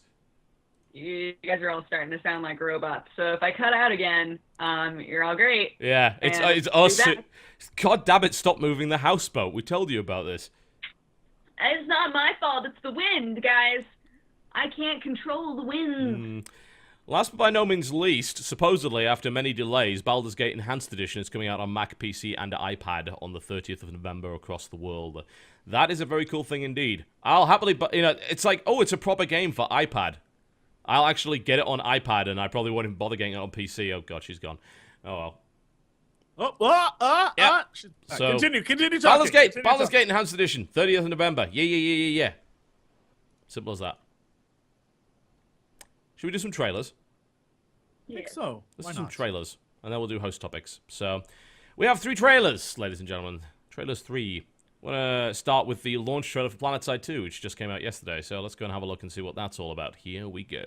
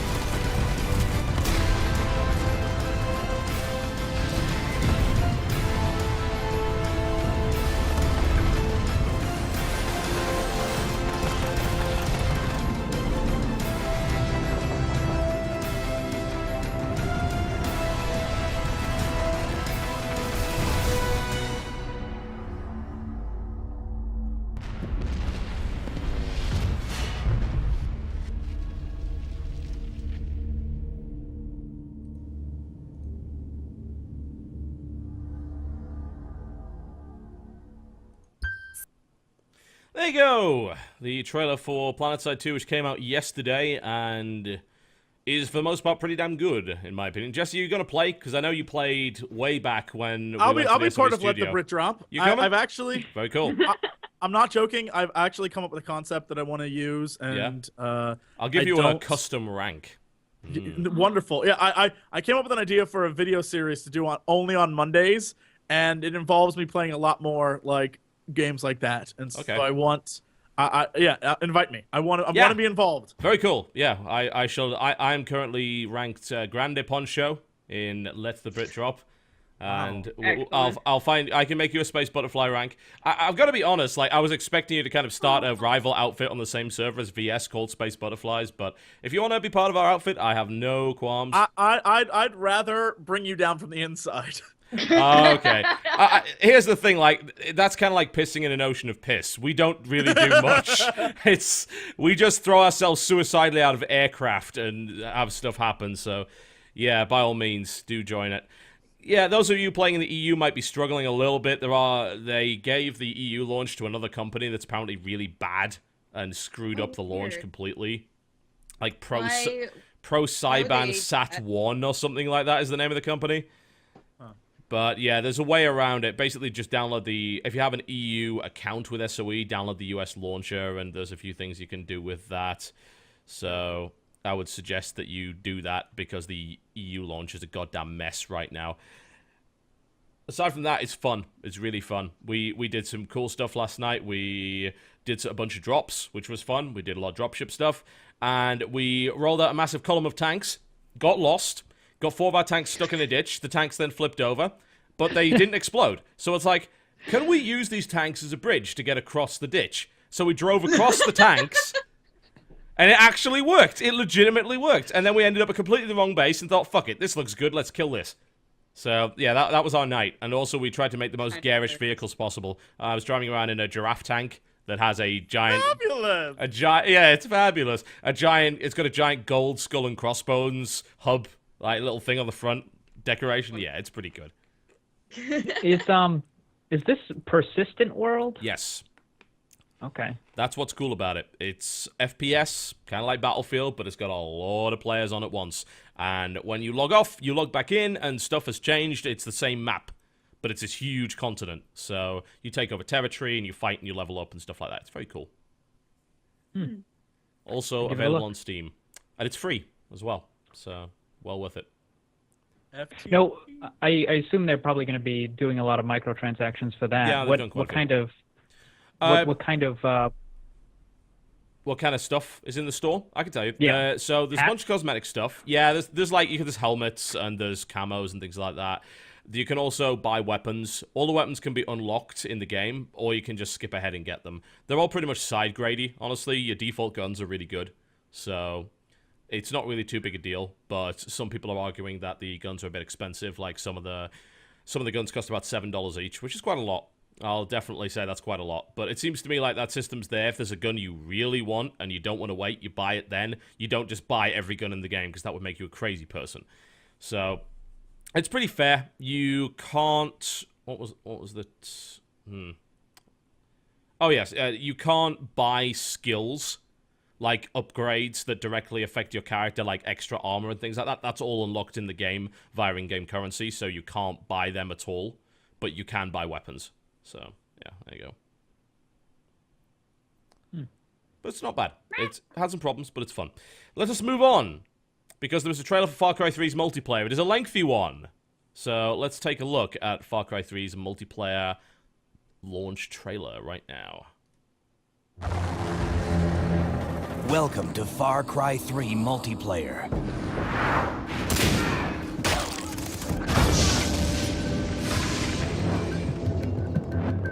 Carefully designed to take the multiplayer experience to insane and deadly extremes.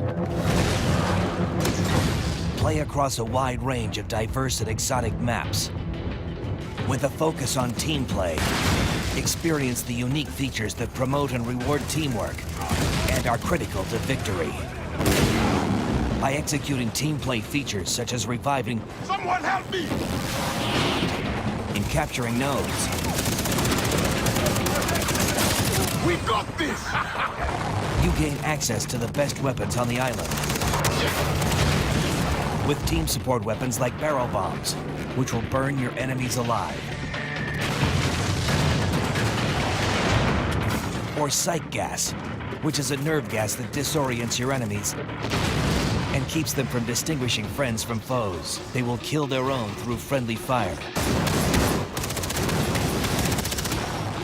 Earn XP to unlock new weapons, attachments, equipment, skills, and battle cries. Use battle cries to boost your team's performance.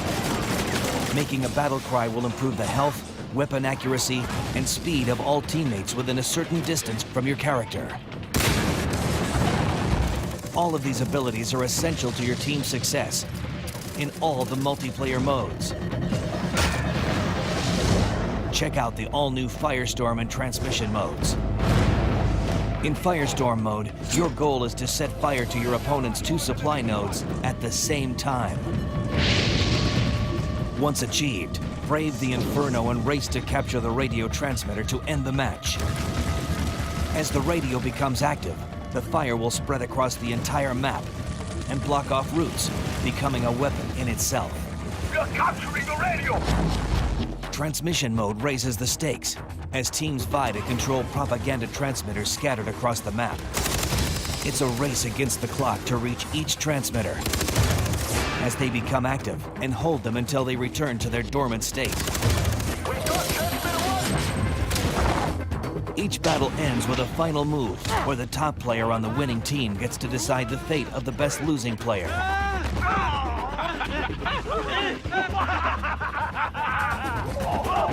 Show him mercy, Thank you.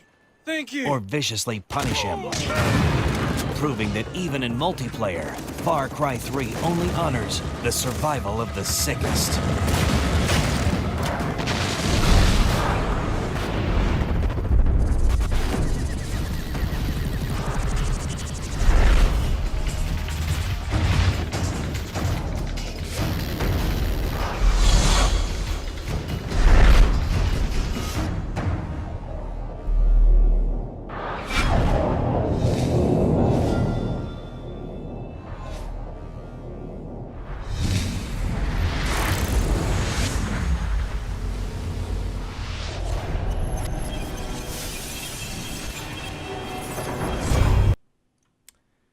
Alright, there you go. And we lost Dodger because she was so shocked by that trailer. Because it was the survival of the sickest.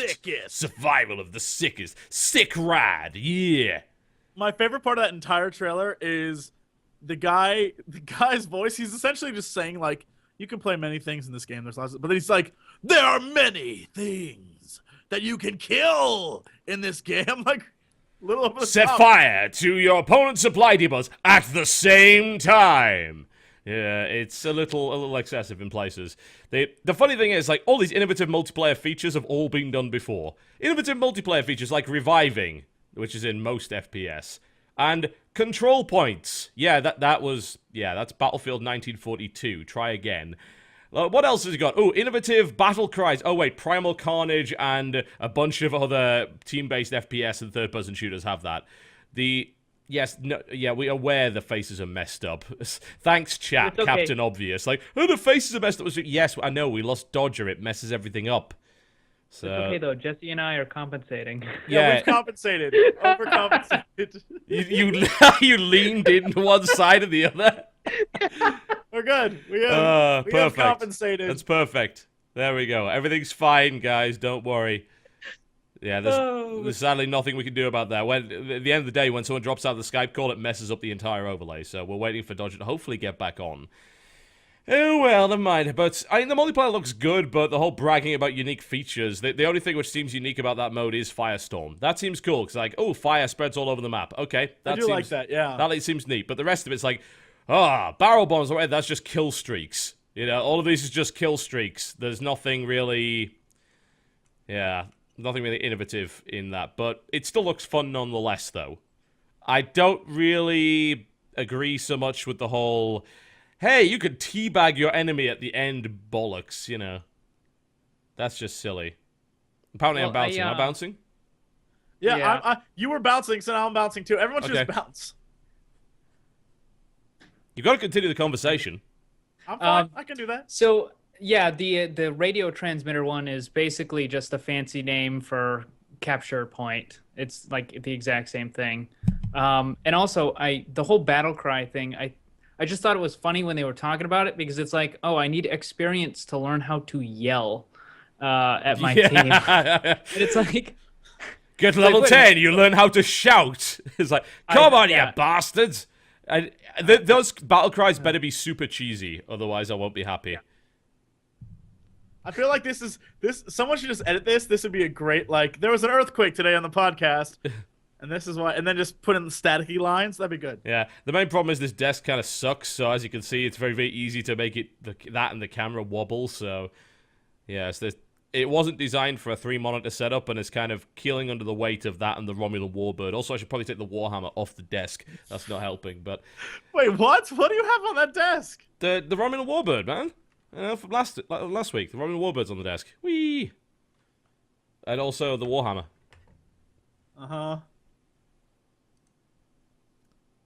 Okay, so yes, multiplayer for that game. It's coming. Shall we watch one last trailer before we go to the break and try and find out where the hell Dodger went?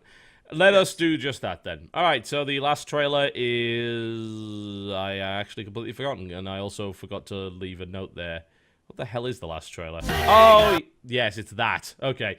It's Sonic and Sega All-Stars Racing Transformed. Yes, the Wreck-It Ralph trailer. Let's take a look.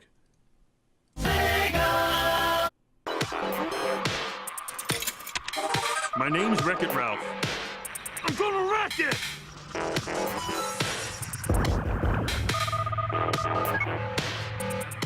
Oh, hey!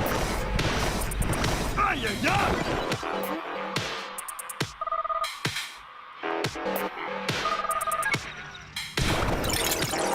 I'm not a bad guy, but on occasion, I am a bad racer. Hey, Sonic, what are you doing in a car? Let's get wrecking! 3, 2, 1, go! Watch it! Check this out! Whoa! No way! My car just turned into a boat! Sorry, Furuhatsu! Here goes! Cool! Did it again!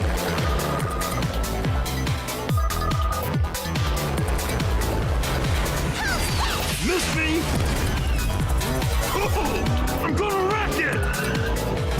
Oh, good one! Yeah. Back in the game. Come on, race with me and Sonic, and the rest of my friends!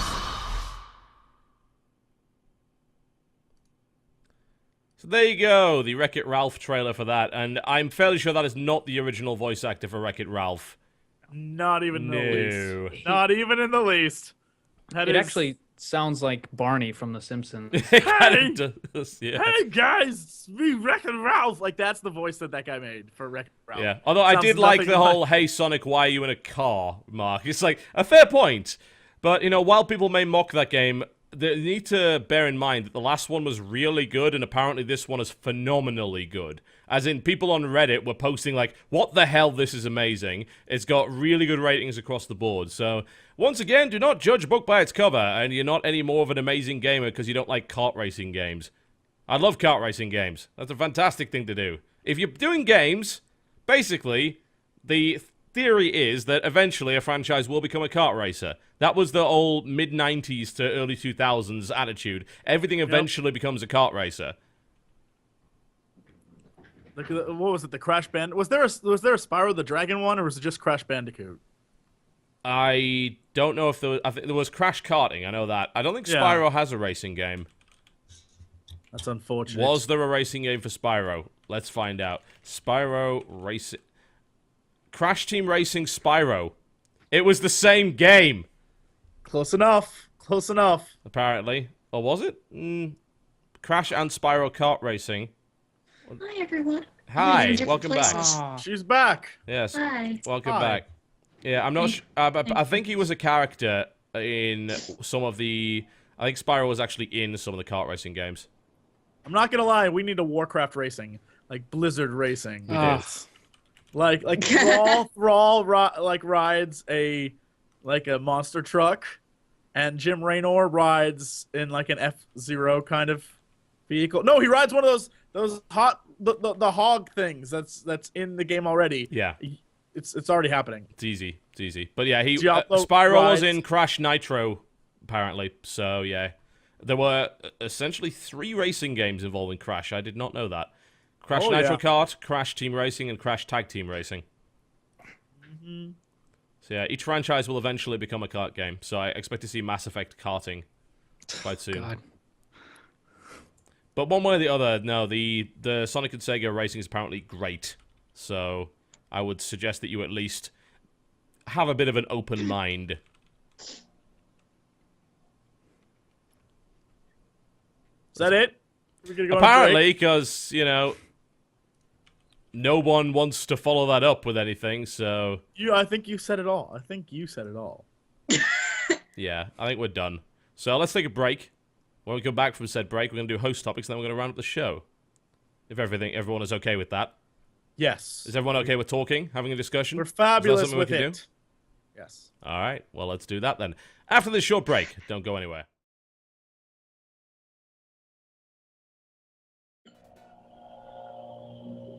What the balls is that? Dodger, turn the engines on the houseboat off. What did I tell you? She has to move it out of the woods. There's bears there now. Had to turn that thing into overdrive. I was talking with B to the T to the C and with Jesse, and at first I thought it was the lawnmower, and then I went, no, it's it's a little loud for the lawnmower. And then I thought maybe it's the pressure washer. And then I said, no, I think it's the leaf blower. And I've settled on the leaf blower, and I think you just turned it. Why are you using a leaf blower to push your boat? Shouldn't you have an engine? I know. I didn't think it through. But I turn it on and then I put the nozzle in the water and then it just kind of propels me. Very, very slowly. It makes sense. It makes sense. It's still just not how it's done. Look, it's just not how it's done.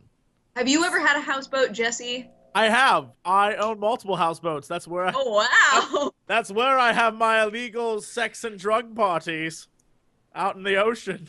I see. I have wondered where you had those. Right? Yeah. That's where we have the donkey shows. Mm. That's how we work. Getting a donkey out on a boat in the middle of the woods is a real trouble, though.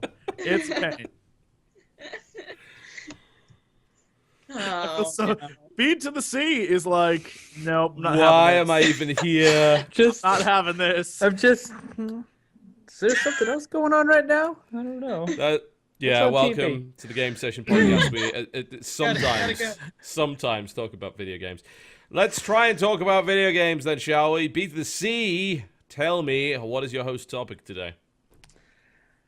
Okay, so people that know who I am know that I am a custom map maker for Minecraft, and this weekend in Paris is the second year of Minecon. The first year was in Las Vegas, and this year it will be in Paris at Euro Disney. It starts... Euro Disney? Yeah. Just go on! Are you going? So, Do you get to yeah, go? I am. I was a panelist last year, and also this year I'll actually be on two panels. The custom map making panel and also a Minecraft panel, which is specifically for a server that I play on with a bunch of other people. It's much like a lot of other gaming conventions. However, it's much more focused on pretty much obviously what Mojang produces. So currently they have obviously Minecraft, they have Scrolls, they have Cobalt, and I can only imagine that there's going to be maybe some test versions, alpha versions, early looks at a new space game that Notch is creating. So I'm sure some people will be able to get a hold of that and check that out. But it's a lot of fun. There's I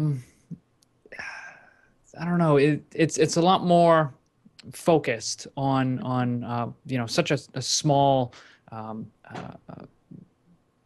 genre, I guess, or focus group that. I don't know. It's not like Dragon Con or PAX or nothing like that. I mean, if you don't like Minecraft, you will not have a good time. There's no reason to go. Yeah. Yeah. So. What other type of panels do they have? Well, what did they have last year compared to this year? Well, they have panels on a wide range of things. There are obviously the custom map making panel. There's redstone panels. There are how to make profitable videos, or how to go do good Let's Plays, how to use Minecraft in education.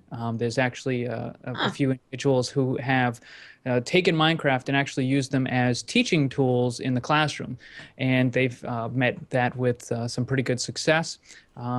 There's all sorts of other panels. A lot of it revolves around creativity and things of that nature. So you also have modders who create all kinds of different plugins and such for Minecraft, and they have their own panels. And then you have texture makers and things like that. So pretty much every niche, every group is represented in panels. And like I said, my particular group is the custom map makers.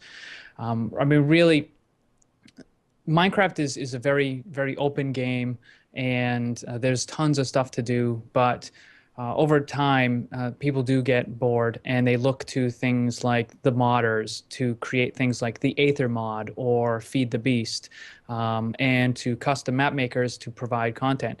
And I personally, when I was a kid, I wanted to be a video game maker. That never happened. But now I get to make custom maps. So I basically get to effectively make my own game, and I use Minecraft as the engine to run that game. So I've created, entire storylines and things like that. And I was actually the very first person in the world to use YouTube videos to actually narrate the story in the maps and stuff. So should be a lot of fun. You also get to meet a lot of the other people in the Minecraft community, and Right. it's pretty good deal. I wish it was a little closer because it's kind of expensive to go to Paris, but Yeah, I bet. I was gonna say, is this something that's worth the cost? Like, for someone like me, yes. For a lot of other people, probably not. But you get to go to France. Yet a lot of those people will actually go to it anyway and pay a fairly absurd amount of money for the tickets. So if I recall correctly, the first one was, what, $100 ticket price? Am I right in thinking that? About, I think yeah. so. Was it $100? How much is this one? General admission is 130 euro. Euros. Oh, nice. So that's about $145 Yeah. at the moment. It's more than that, isn't it? Is it? I don't know. Actually, I haven't been paying much attention to the exchange rate lately. Let me find out. Doesn't matter. 130 Maybe- euros is $166. Maybe no. Maybe it was 100. It was 100 euro, so it was 130 something dollars. So they kept the price at 100, but they just changed it from dollars to It's the euros. euro. So in other words, it's actually 30% more expensive. Yeah. Gotcha. Because I'm a panelist, I got a tiny discount, but that's Wow, that's very generous of them to provide a tiny discount for the ticket when you're providing the service which gets people to go to the conference in the first place. No. It's almost like TV doesn't like Minecraft. Right, it's not that I don't like Minecraft, it's just I think Minecon is absolute bullshit. The reason that I believe it's bullshit is I have a big history of attending bullshit conventions designed essentially to exploit fans of the franchise. It's called BlizzCon. And that's basically been what it's been since 2005. I went to 2005, and it was that was awesome. It was pretty good. Yeah, it was like there was very little commercial stuff there. It was very much like, this is a big fan meet with some really cool shit. It didn't cost that much, and it was really cool. And then since then, it's become more and more commercialized. Like, areas of the hall have been taken up by vendors, and it's gotten really, really crazy. And they've increased the price as well. It's increased price, I believe, 50% over the course of 5 years. They have it at the same venue, and yet they have more vendors paying for more space. Yet they put the price up anyway. Not to mention the whole, hey, pay $40 to watch a convention stream. It's like, fuck, I can watch E3 and PAX for free in a million different places. And yet I've got to pay money in order to watch a stream for BlizzCon. It's absurd. Minecon last year, I have two problems with it. One, the fact that you ended up with a lot of kids going to what was essentially not a very interesting convention. And do feel free to let me know if I'm wrong here. You know, I want your personal experience from this. It seemed like a convention to go to if you are really deep into the Minecraft scene, like if you're a modder, a map maker, or you had some kind of business related to Minecraft. It made sense to be at that convention.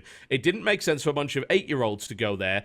Basically have to pay $100 plus the hotel fees in Las Vegas, travel costs and everything like that to go to what was essentially just a room with a bunch of guys talking and nothing particularly special going on. And now it seems like they've hiked the price up, moved it to Europe, are going to have the same thing again, and they're charging you, who is working for the convention. You know, last time, apparently Notch didn't pay anyone who was working for the convention, and yet had the audacity to go out on Twitter in front of 500,000 people and flame the Yogscast for supposedly being money grubbers. In what universe does that work out? You know, is that the Swedish attitude? I know it's not, thankfully. I know this guy is clearly not your typical Swede. I got a lot of Swedish viewers. They're pretty cool. I've met a lot of them. But Notch is kind of crazy at times. Let's be honest here. So I'm That's just... how you really feel. Yeah, that's how I really feel, you know. This is the podcast every week. Right, let me, well, just one more thing. The moment where I'm like, Doc. Can I lose connection now? Can I One more thing. plan this? One more thing. Is that lawnmower? So I do a lot of events, right? I go out to these events and I do a lot of StarCraft commentary. Yeah, I'm a commentator. I go and commentate. You know what happens? I get paid for doing that. You know what you're doing? You're going on a panel, and you're paying for the privilege. Yeah, I know. It's called...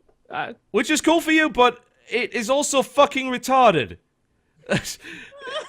Well, here's the deal. I went to another con earlier this year called Play On Con. It's a small one. It's in Alabama. Only a couple thousand people go, but I had to pay my own way there. But I didn't have to pay for a ticket because I was not a panelist. But they gave me an hour time slot where I gave an entire presentation on what else, map making. I think the problem with Minecon is the fact that I believe they do wait way too long to make decisions. To give you a perfect example, I didn't even know that I was on a panel until like last week. Wow. What? The fuck? And I have to give a presentation Saturday.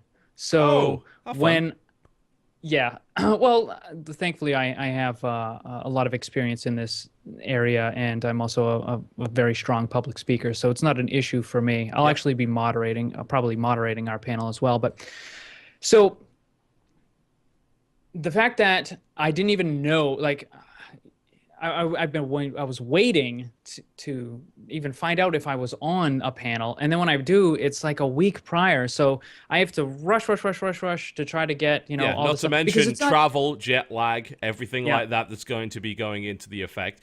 It seems like you're getting really dicked over by this, and I understand why you're going, because basically a lot of your business is based around the success of your Minecraft content. Essential. Yeah, it's like, why did the Yogscast go? Same freaking reason. Yeah, he gets it. He just thinks you're really fucking stupid. Well, I don't think you're stupid. I think that Mojang is stupid and greedy. Well, no. Well, here's the deal. For me, it's not about going to the convention itself. It's about meeting the people there.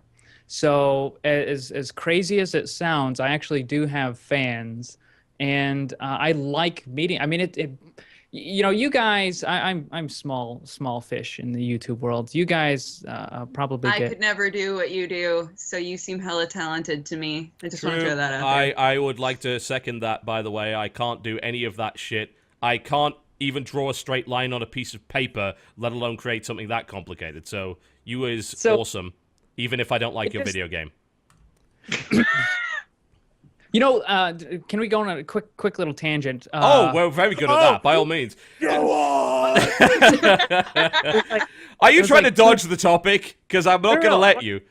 I got lots of stuff I want to say, but Excellent. I want to say something real fast because, what was it, like 2 months ago? I think, Jesse, you brought up one of my videos, and it was I want to be the guy Gaiden, and TV called me a dirty cheater. I remember that very distinctly. No. What? I remember this. This is true. I remember this. It was after we got called. It was after I got publicly called out for making a really shitty video, and then you were like, "Oh, mine was quite bad as well." And then we said, Mine was terrible. I was like, "This video is how it's done. This dude is like hardcore." Oh yeah, because he was like, you go. This is not this is no human can do what you did. That's not. Hey. No, that's not. Anyways, that can't be. Okay. So I don't. So if he cracks on me on Minecraft, that's okay because he already called me a dirty cheater. So whatever. He obviously can only is. go up, right? Yeah, so, absolutely. You've hit why rock did bottom. You accept to be on this pod? I would have been like, why did you come here? Yeah, I don't go on shows with assholes. Is what. Okay, so yes, they waited too long. And here's the thing. It's not like when I go to the custom app panel in Minecon, it's not just me, which is the issue. Because if what I could have done is I certainly could have made my own presentation and everything ahead of time, even if I didn't know if I was accepted, I could do that. But I'm going to be on the panel with like 3 or 4 other people. So if you wait until a week prior to say you're going to be on a panel, it's like, you're basically, tying me down because I can't make a lot of the content or design the presentation yet because you don't give someone a presentation. I have to work with 3 other people. Yeah, it's just dumb.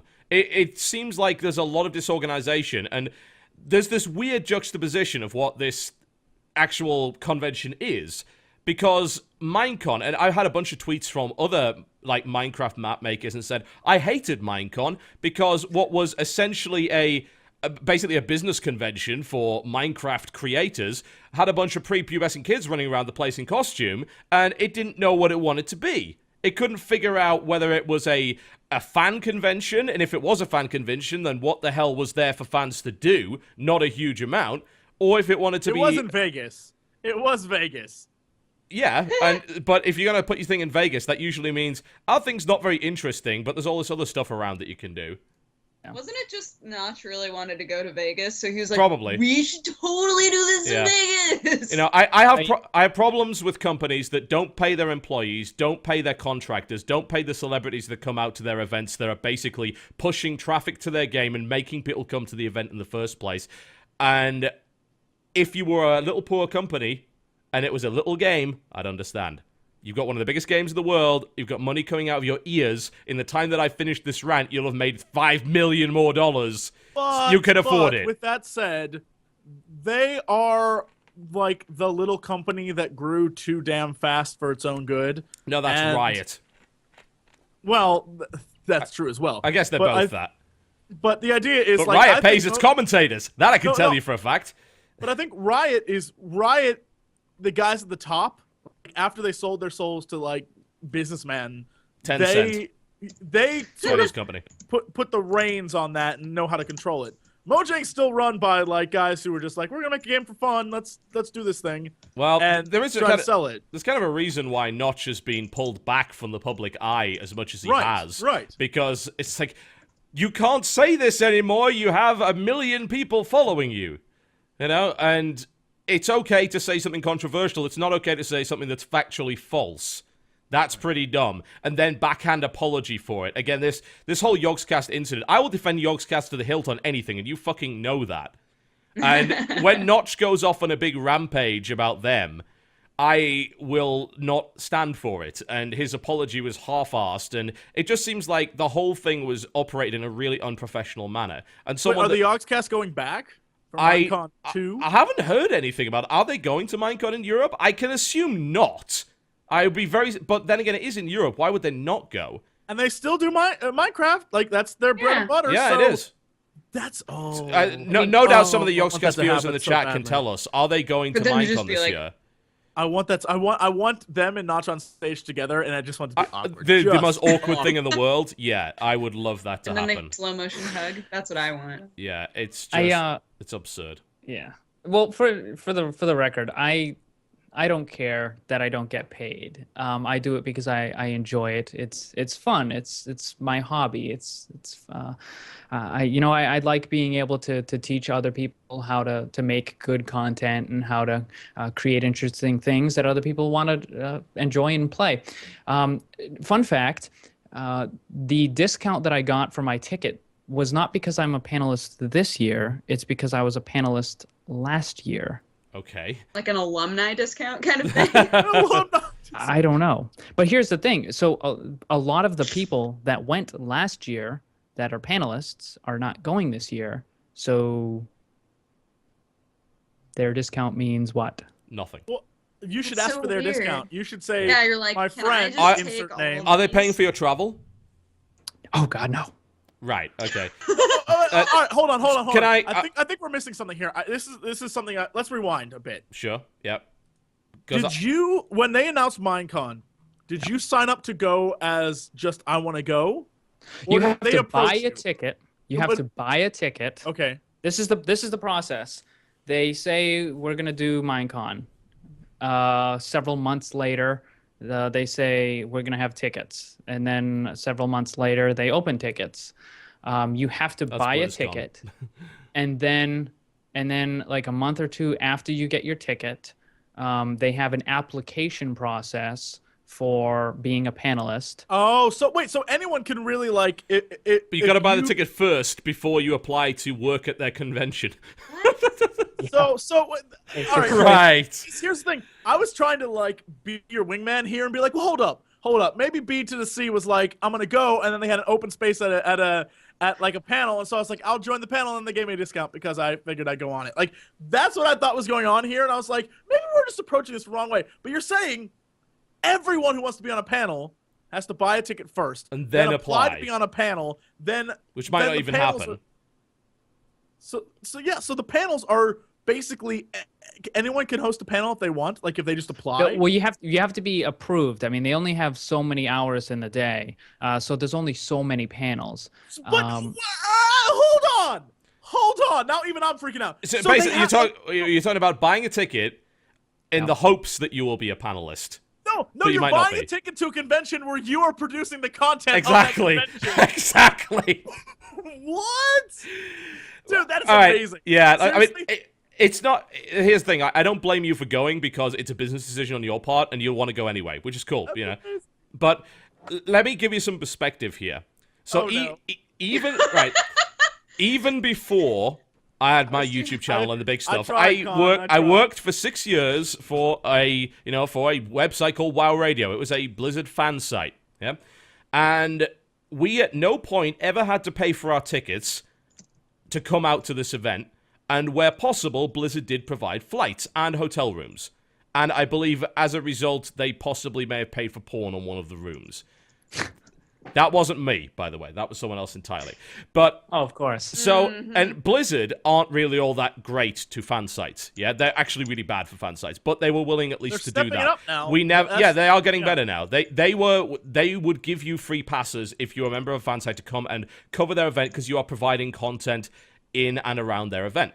Now, when I do other events, when I do StarCraft tournaments, this is what happens. If you are working and providing content for that event, you are flown out there, you are put in a hotel. That is standard. That is the bog standard that any tournament will offer. Travel and accommodation of some sort. They will then pay you for your time. This happens with every caster. Some get paid more than others. Like, Day 9 gets paid $1 bazillion, according to the internet. According to the internet. That means it's That's false. a fact, though. It's fact. Lies.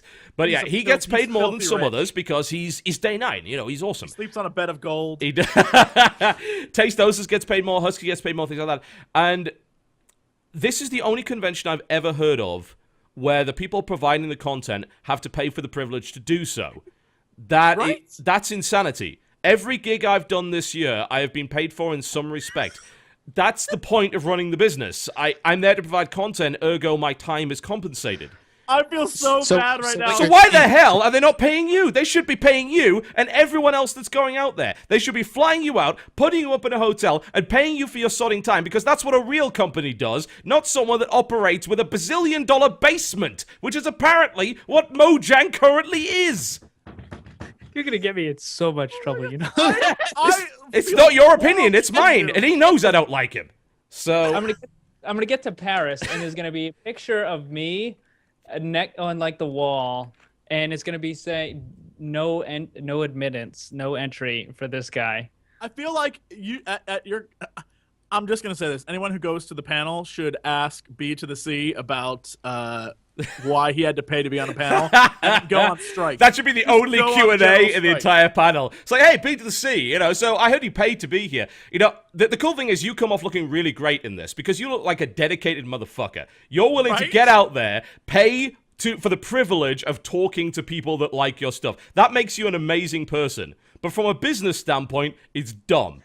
And from a Minecraft standpoint, it's super dumb, and Mojang needs to get their goddamn act together. The fact that this is happening again, it beggars belief to me. It is astonishing. Yeah, for me, like I said, she's hiding. That's for right, me, she can. It's not about the convention. It's not about the panels. It's about the people that are there. Meeting people, not only fans, but also other people in the community.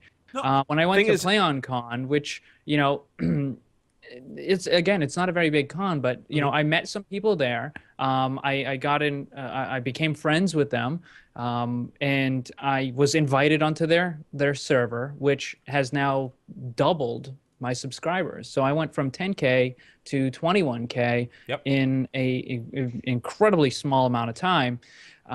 So that would have never happened had I not gone. Oh yeah, absolutely. There's no question. I mean, that's why you go to events in the first place. The thing is, the point I want to make is that stuff isn't mutually exclusive. Yeah. Like, when we go to PAX or when I go to tournaments, like, one of the biggest motivations for me going to tournaments isn't to make money, because I lose money basically every time I go. They never pay me enough to compensate the amount that I would make at home. But I go there because I get to meet people, and it's awesome. But I never have to make that tough decision of, well, I really want to interact with my fan base, but I don't want to have to pay thousands of dollars in order to do it, because I'm the one providing the content. I might go against you on that and pull a B to the C on this one. Okay. A lot of people are asking me to go to PAX Australia, and I have no reason to go. I don't know why I would, but how come I can't have something like that? Look at that thing. Like he's put some effort into his merch. I want it. Yep. Just to meet fans. Just to go to meet fans. I give out these like candy. Oh, God. Yeah, my counter argument. What are you doing? She's hiding from the awkward as much as possible. By the way, Jesse, my counter argument. I tied it too tight and I couldn't undo it. Oh, what? You were actually literally suffocating. I thought you were kidding. What the hell? No one help her. No one help her. My counter argument to that I'd like to present, and we really just got to wrap this topic up, but my counter argument, and then I'll give everyone final thoughts before we close the case on this matter, is that the problem with going to a convention with the sole purpose of meeting a small subset of your fans is that if you can't make content there, then you're fucking over the vast majority of your fans to go and meet a few of them, which can be a real problem. It's the same thing that I'm kind of wrestling with StarCraft tournaments and why I don't do that many, because if I do too many, it means less content for the channel, which means the guys that want to watch my stuff on a daily basis don't get to do it. So it's about respecting my viewer base by giving them the content they subscribe to in the first place and trying to balance that with attending conventions so that I can meet these guys in person and have a laugh. It's tricky, and I think everyone who is in this position does have to wrestle with that at some point, and you've got to be careful not to overcommit to one or the other. Yeah. Well, thankfully, it's only once a year. But also, a big part of the Minecraft community is collaborations. So what you have to meet other YouTubers, other map makers, texture designers, things like that, the modders. And that's the best place you to meet do them, you hang out, and then when you do come back home, then you can work together, do collaborations, and then your fan bases will intermingle, and everybody grows and everybody's happy and yada yada. So, I totally understand, paying for the privilege to provide content, kind of silly. But to me, I mean, to me, I think it's worth it because I'm not invited to go to StarCraft tournaments and I can change that give commentary. Well, I'll tell you what. Maybe I'm in the wrong game. Maybe I should switch to no, StarCraft. You're not. StarCraft's easy. You're definitely not in the wrong game. If you want to actually make some money, play Minecraft. It's as simple as that. You're not going to make any money on StarCraft. I'll tell you that for a fact. Can I just say the internet does not forget. The minute TB started talking about how he goes to conventions to meet fans, I got bombarded with messages that were like, "Does this have to do with the whore thing?" Just saying. Oh god. TV got to make that money, man. Got to make it somehow. I've got a team to pay for, man. I've got Koreans relying on me. Simple as that. Gotta deal with it. Oh, TB schoolgirl outfit fan art. Go. Internet, you have my permission. Oh my god, I hate you so much. Anyway, the point is you shouldn't have to pay for it, and Mojang should be paying for you, and everyone else that's providing content for the damn convention. So get it dealt with. And you're a wonderful person. Yes, we like you. What? Oh no, my Firefox. I thought that was the email saying you are banned from Minecon. Your face looked horrified. I was like, did we do something wrong? No, my Firefox just like locked up. I was trying to read the chat and it locked up, so now I can't. Anyways, all right, well. Disregard. Well, I think we're getting towards the end of the show, so we literally wasted our entire conversation about topics. Well, people complaining that B to the Sizzle wasn't talking enough. Problem solved. There we go. Amazing. It just has to be a topic I know about. I don't own a Wii, so I couldn't talk about that, and I hadn't played something else you were talking about. So I was like, that's often the way. We are the best podcast for like paying attention. Yeah. That thing we talked about earlier that was like something. Video games? What? Eh? What? Something. Anyways. Yes. Well, so let's wrap up, shall we?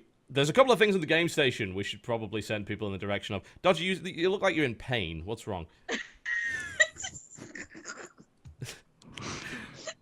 whole thing was just so funny to me. And then it was alternately hilarious and then horrifying. And then it's just like, welcome to the Game Station podcast. Alternately hilarious and horrifying. 10 out of 10. T-shirt that should be a thing. We have been trying to work on the TGS t-shirt, so that's probably gonna have to happen at some point. I feel like there have been maybe upwards of 25 different TGS podcast T-shirts. That I don't know why we haven't. I don't know why we haven't. We haven't just done one yet. We need to figure one out. We need an amazing shirt, something that you can wear in the public eye without being like ridiculed as a total nerd. Yes. We need something amazing. A Boobasaurus sex shirt. That'll do it. I think that is neutral and accepting of all peoples. Maybe we get like a real retro style Boobasaurus Rex shirt, and it says alternatively awesome and horrifying or whatever. I already forgot what we were talking about. Every shirt somewhere has 10 out of 10 snuck into the picture. Oh no, that's on the sleeve. On the sleeve. It says, on the sleeve, yes. Oh my gosh. We could disguise as a fitness shirt. We could do get on the treadmill Angba Dang as it's disguised as a fitness shirt. So it's like one of the bras wear, you know. Yes. YOLO. No, that's our brand. That's our brand. 10 out of 10. That's our brand. Done. 10 out of 10 fitness. Get on the treadmill. 10 out of 10 fitness. Get on the treadmill. Angba Dang. Amazing. We should have a fitness shirt. I hate this show so much. We're doing it. Done. It's happening. Oh my god. Angba Dang, get on the treadmill. Angba Dang. All right, well, let's talk a little bit about what's coming up. So we were going to say, hey guys, go and watch the Chivalry Battle Royale. Except you're not going to be able to do that. So that's apparently happening next Friday on November 30th. So you're going to have to be patient.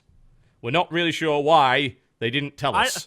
But I'm going to go on a limb and assume that they said, hey, let's do a highlight reel, and they probably couldn't. Everyone went on Thanksgiving vacation. Yeah, that's probably why. Yeah, what I assumed it had something to do with Thanksgiving. Yes, like they were like, probably. Yeah, we can't. People are going to be busy and not want. Black Friday is maybe not the best time to upload this stuff. I don't know. Mm-hmm. So, yeah. Yeah, so the thing I'd like to promote at the moment, there's a couple of things actually. There's the Half-Life quiz. It's over on the Game Station, youtube.com/GameStation, hosted by Indie Static. Like see if you can spot the deliberate mistake. And by deliberate mistake, I mean they fucked up their lore research. One way or the other, you can go check it out on youtube.com/TheGameStation. Speaking of fuck-ups, Hitman Absolution. Review with Jesse Cox. That's insulting the game, not you, Jesse, just FYI. That's available over on youtube.com/TheGameStation as well. And there is another remag episode that just came out 2 hours ago. Bad man. I know, I'm horrible. I'm never going to get a copy from Square Enix ever again. No, they love me, really. The Game Station has the remag show with Lisa Foyles. That just came out, and by the time that you see this on the actual channel, there'll probably be another one, which is wonderful. So you can go check that out, too. Also, the last episode of Game Station Podcast, if you missed it, that was with Luca Jin. Luca Jin, in fact. Yep, so that's also available on the same channel. And if you check out youtube.com/lore, you will find Hitman Lore as hosted by Josh from Indie Static. So do go check that out. And the last one that they did, oh yes, a Kami Lore. Krendor did a Kami Lore. Why Krendor did a Kami Lore, I don't know. That seems like something that Trigger Conroy would do, but I guess Krendor's doing a Kami Lore now. Go check it out. Maybe Chugga was like, nah, I can't do it, man. Maybe he was. I didn't mean to, like, kill the entire conversation with that. It's a possibility. Maybe he was. Thank you for pointing that out. That was good. Just go back to bouncing. Can't do anything right in this podcast. Just go back to bouncing. This has been a disaster of a show so far. It's been wonderful. Just go back to bouncing. Just do it. I'm doing it. I'm doing it, Jesse. Good. Yep, do it. All right, so Blame the Controller. What are you up to this week? The plugging time is now. Tell us what's going on in your channel. Well, on my channel, there's just Minecraft, Let's Plays for the Minecraft server, Ultra Hard Mode Skyrim. That is so distracting, guys. You have no idea. I'm gonna like close my eyes and just say what I'm doing. Ultra Hard Mode Skyrim. Bounce with us. Bounce with us. I play I play on There we go. master No, difficulty. keep going. Yeah. We completely Bounce. ruined him. It's wonderful. This is so Just bounce easy. with us. Just bounce with us. So, One of us. One. I'm not letting you go until you bounce with us. all right. So, anyways, Skyrim ultra hard mode, which is basically me playing through master difficulty with no weapons, Awesome. because Skyrim is far too easy. Correct. Even on master. So, I amped up the challenge a little bit. No magic, no weapons, none of that stuff. No crafting. No. You're just swaying now. Bounce. I know. I'm trying. Let me Focus, shake the damn it. table. There we Focus. go. Yeah. Finishing up Black Mesa LP. We were just talking about Half-Life, and I really hope they finish that soon because they kind of left us hanging. Anyways, and more Minecraft stuff. And then when I come home from Minecon, which will be this Saturday, which I will be paying to provide content as TV. Oh. Just dance But, it out. Just dance the feelings out. So Bounce, bounce. when I come back, I'll be providing that. So, and lots more stuff. I'm trying to find some new really hard games to put on my channel, and I think I'm gonna do some rage-free replays of like Castlevania 1 and Ninja Gaiden and stuff like Those that. are the best. Rage-free replays are the best thing you do. I love it. Love it. Stuff like that. So that's what you can check out on my channel. In addition to that, like I said, I'm a custom map maker, and I have a build team called the Broken Buttons, and we create That's a great name. custom. Yeah, thank you. We create custom maps on a fairly regular basis. There's a whole bunch of them on my website. Is that the bunny now? Oh no, Riding wrong a horse. horses. Oh, Okay. I thought that was Gaming Raptor. No, that's Gaming Raptor. No, this is Gaming Raptor. Yeah. Looking for custom Minecraft maps, BlameTheController.com Yes. has a couple of really good ones. I'd like to see TB try one of my maps. Oh, Christ. That would involve me installing Minecraft, which I'm fairly sure would just... I don't know what it would do, but I don't want to do it. So that's pretty much what's going on. What's going on in my world? You guys are so distracting. Yeah. What's your Twitter? It was the one appropriate time where I could sneak in the Waku Waku 7 opening just in the background. It was great. It was a great thing. My if you want to, my stuff is BlameTheController.com is my main website. YouTube/BlameTheController. BlameTC is my Twitter. All that good stuff. So. All right. Very cool. Dodger, what you up to? What's going on? Does it involve news? Huh? Does it involve news? Oh, Is it there does. News? There is news. Excellent. And commentary. Ah. So I'm And coffee. in Oregon, so I'll be making my videos from here, which means that sometimes it might take forever to upload them, and sometimes they might just not upload at all. But I'm going to attempt to stick to my news schedule and put those up. They go up Monday, Wednesdays, and Fridays. And apparently no chivalry stuff is going up. That No, apparently not. was supposed to be a nice buffer while I was gone. Yeah, but that's not really happening. irritating, because I said, hey, we're going to have some content Friday in the form of Shiv... Oh. Fuck. So I guess you're getting nothing on Yay. Friday because Thanksgiving, but hey. I was so excited. I was like, oh, that's something that I don't That even lines have to up worry so about. well. Nope. And youtube.com/dexterity bonus. I do a daily vlog, and I will be definitely keeping up with that. And my Twitter is @dexbonus, DEXBONUS. So come follow me. I'm almost at 42K. Yeah. Good number. Thank you. Jesse Cox, what is up? What is going Can we on? shamelessly promote our Twitters? course we Jesse can. Cox. I'm almost at 60-ish. So come support me. That's 1,000, right? Almost at 60 followers. I need a lot more. No, by almost 60, I mean I'm at 55,000. I just need more. I Yeah. just want more. I just want more. I actually just hit the interesting point when my follower count is now higher than my number of tweets. Yay, go me. Nice. Oh, nice. I'm trying to keep up with my follower count with the number of tweets. I'm doing pretty well so far, but some people say I use Twitter too much. They may be right. Never looked at that. Wait a minute. How many tweets have I... 54,000 tweets No way. What? That's so many. The thing is, it counts at replies. So, like, I basically use Twitter as a chat room. Like, I reply to people about 20 times a minute. How do you have 50? I have 6,000 tweets, and I thought I talked too much. I reply to a lot of people. I think I've been on have Twitter almost longer than you, 3,000. Jesse, haven't I? Probably, When did you join Twitter? You're much more hip. Not that long ago. I was on Twitter I know, since it took me forever to get on Twitter, 2000. too. I only joined because my 2009 grandkids WoW told me Radio. it was something that young people were into. Yeah, we did a kind of cross the board thing on WoW Radio where we all signed up for Twitter. I think that was 2008 or 2009, so that's probably why. Wow, so It's a while ago. see, I've only been on there for like maybe a year. You were a first adopter. Excellent. Early-ish. Not as All early right. as I wanted to be.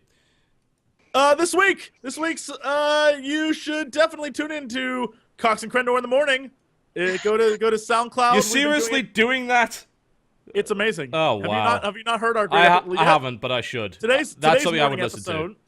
Today's morning episode, we talked about a Reddit article in which it told you the secrets of different companies. Like, for example, I'm trying to think of, I honestly, it was so early this morning, I don't remember what it was. Basically, like how some restaurants, like Heinz ketchup in the ketchup bottles isn't really Heinz ketchup. After they empty it out originally, they just fill it with like generic ketchup and leave the Heinz bottle out there. And so, and then we learned that there's some guy replied to that and said, "Are you not gonna believe me? But there's a Heinz inspector that goes around and dips toothpicks in all the ketchup bottles." Yes. And so then we made up a character named I think it was Paul Hines or Phil Hines. Phil Hines, ketchup inspector. And he goes around. It's amazing. That sounds wonderful. It's on SoundCloud. You can look up, I think it's soundcloud.com/CoxN with like an N, Crendor. We have an RSS feed and we're almost on iTunes. So that's the thing that's coming. Nice. So it's nonsense. It's 30 minutes a day. It's your wake-up call to get up in the morning and have fun. Cox and Crendor in the morning. Yep. So it's wonderful. Do you have a cheesy jingle? Because if you don't, you need one. We actually, I'm not even joking. The guy who makes lyrics and songs for Your Favorite Martian is going to do the Cox and Crendor in the morning, that little jingle. Oh, wow. Oh my god, yes. Fans have actually submitted amazing, like, you know, they're like whoa, like the things they do on like really cheesy Oh my god, shows. yes. Sting. So, What? so in the new one, Cox and Crendor in the morning. in the one from today, we added a new one, and it's amazing. This guy made the best thing in the world, and so we're gonna send him a bunch of files and be like, make us a 10-second mega mix. The cheesiest of everything. Yeah. The fact it has alarms and bells and whistles in it. It's Excellent. hilarious. Put it has a gunshots crow in at the there. beginning that goes, "Ah." It's wonderful. So That's great. it's the best thing in the world. And then a lot more stuff is happening on the channel. I am going to see what I can do about like doing something with the Wii. Like I feel like it's there's got to be something I can do to like, I don't know. I feel like it's just sitting there, and I should be finding a way to the make best fun. the best way to do with the Wii, and I'll give you this advice for free, is you get a camera behind the couch that's set up to film the screen of the pad. Yep. Then you do simultaneous capture from the Wii, and then you just get a bunch of YouTube guys into your front room, and you do Nintendo Land games. And that's it. You just mic up the room, do Nintendo Land games, have both, basically have the thing in the corner, and then you can switch between them at opportune moments. Done. Like, 1 million views. Easy. Just do it. That's actually it's a terrific idea. But speaking of filming and all that stuff, besides the normal stuff that happens on my channel, like, you know, playthroughs and Q&As and fan Fridays and all that stuff, December 15th and 16th, which I believe is a weekend, those days, live at Maker Studios in TGS, for the entire weekend, we've booked up a time slot for one of their studios, like a big studio. Okay. And we're going to fill it with cameras, and we're going to fill it with people, and we're going to play a live, non-stop 48 hours of Final Fantasy VI in honor of the 25th anniversary of Final Fantasy, which is December 18th. Sweet. And it's going to be live, broadcast, I assume, somewhere, probably Twitch, and it's going to be mind-blowing. It's going to be multiple cameras. We're going to play the game, and it's going to be, like, people who are, like, diehard fans, like, the Completionists will be there, I know, and people who have never played it before in their lives, and it's going to be this amazing sort of like tribute That sounds cool. to the greatest game ever made. So yeah, that's what's happening. Awesome. Oh, we won't. Are you kidding me? We're gonna when I play the game, I become a hardcore like major lore geek. I'm like, there's 7 different paths you can take. 6 was my favorite. Right, and Great so game. it's gonna be 48 hours nonstop. So I assume multiple people will be playing, and I might make a rule that if you enter, you cannot leave that room unless you have to go to the bathroom. Like, you cannot go home. You're there for 48 You gotta commit. If you're in, you're That's there. how you get the committed guys. Yeah. Right? And then we're going to, like, just get pizza and stuff and just have fun. It's going to be nonstop. Because the game, if you play the game and do everything, it's like 80 hours long. So we're going to do the quick run mode of the game. But, yeah, it's going to be something. It's going to be something. Awesome. It's fantastic. All right, what am I doing? Well, I'm still completing the mini-series of Angry Aliens, which is myself versus Angry Joe in XCOM. The first episode went out about a week ago. Second episode is done. It's sitting in the Dropbox waiting for Joe to upload it. So it's going to be alternated just like I do with Jesse. Speaking of doing with Jesse, we'll probably do some more Terraria. That's most likely going to happen. I've got... Most likely. Yeah. I'll probably be doing some more regular PlanetSide content, basically of the outfit. Those of you who don't know, I do have an outfit, which is essentially a guild on PlanetSide. It is on the East Waterson server, US, and it is called Let the Brit Drop. That was named... I don't know who named that. Who came up with that? It wasn't you. Jesse. Was it Jesse? Jesse came up with that. Yeah, you wrote it on that. Yeah, that's Thank Jesse's you for name. giving me the credit. Yeah, it was Jesse's idea. It's So true, man. we are all about suicidally dropping from aircraft, using jump jets to scale walls, throwing C4 at people en masse, and doing nonsensical things. And it's pretty fun. Everyone is welcome as long as you happen to be Terran Republic. Everyone else is scum.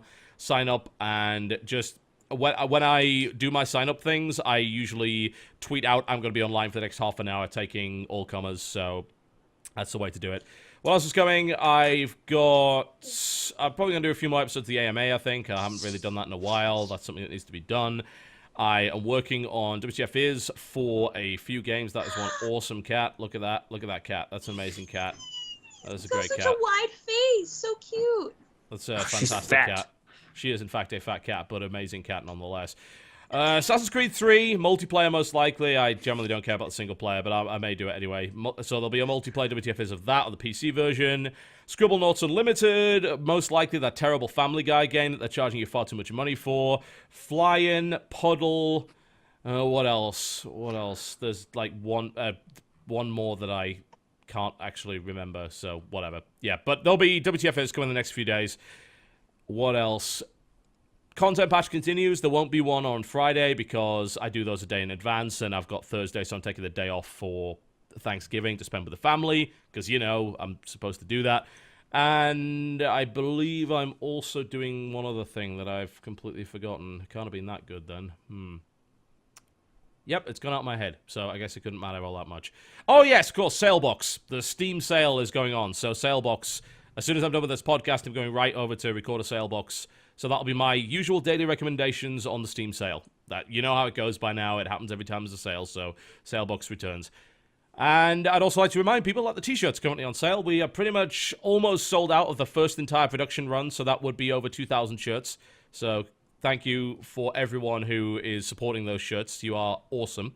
There will be another production run made, so do not fret, but you might want to go and grab one, because I don't know how many production runs we can keep doing until they say, no, we can't physically make any more shirts.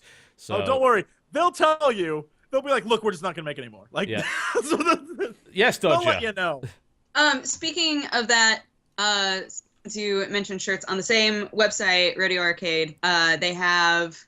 a Dodger shirt that they made during VidCon, and apparently there are quite a few of those still left on the website. If you want to, where do I find those? It's a play on the Dodgers team. I think on the scroll menu it's either TGS. I think it's in the Game Station one. If you like posters, I have a few of those left, and they're They Got Wings posters, which is from Terraria. They Got Wings is an amazing poster. That is so fucking awesome. I want one. I'm going to order one right now, Jesse. I'm going to order one right now. It's a terrific poster. That is a great poster indeed. But yeah, RodeoArcade.com is the place where all of this stuff is. Husky's got one. There is actually something sneaky, by the way. There is a Black Friday sale. It's going to happen. 23rd to the 26th. Apparently 50% off items. According to this, it's off select items. Check it out. The code is Black Friday 2012. Might be worth having a look at. So there's Huskies shirts. The TGS has your shirts, Dodger. My shirts are available under Totalbiscuit, and Jesse's are available under OMFG Kata. I think all my shirts are sold out. Boom, we're sold out. Yep, you're out of all shirts, but you do have Frankenstein Joe poster and They Got Wings posters. So all of that's at Radio Arcade. Those of you who have received t-shirts already from Jesse will probably attest to the fact that they are good. Radio Arcade is actually a really good company. Creepy. So we did our best to try and make you really good merch. So thank you very much for your support in that regard. It's very much appreciated. And I think that's about it, really. That pretty much wraps up the show. Remember to follow us on Twitter. My Twitter is TotalBiscuit or CynicalBrit if all you want is just the announcements and the videos and none of the bullshit. If you wish to follow Dodger, it is Dex Bonus. If you wish to follow Jesse, we just hit 42K. Congratulations. Well done. What? Yeah. No. Yes. No. Yes. OMFG Kata or Jesse Cox. And if you want to blame the controller, I believe it is BlameTC. Correct. Excellent. Yes, at BlameTC. Yep, at BlameTC on Twitter. Our YouTube channels can be found below. There we go. That's my main one, at CynicalBrit. My StarCraft channel actually has content on it. I just made an I Suck at StarCraft 2 episode. So you can check it out on youtube.com/TotalBiscuit if you missed it, which you may very well have. Aside from that, those are our channels. I'd like to thank you very much for watching. Please remember to support The Game Station over at youtube.com/TheGameStation. There is content there. It is worth watching sometimes. We are about done. That's my ringing endorsement. Bounce with us. Yeah. Bounce with us, viewers. Please do. Do I have to find Waku Waku 7 again? I do, don't I? Yes. Okay. Yes, you do. Okay. Come on, Jesse, bounce. Good night, folks. I'm sorry, I'm in shock. On Twitter there's a picture of Chris Crocker, but it doesn't look like Chris Crocker from YouTube. It's just Chris Crocker changed. I don't understand. Thanks for watching, everybody. Good night. Yeah. Remember, leave Britney alone? He looks totally different now.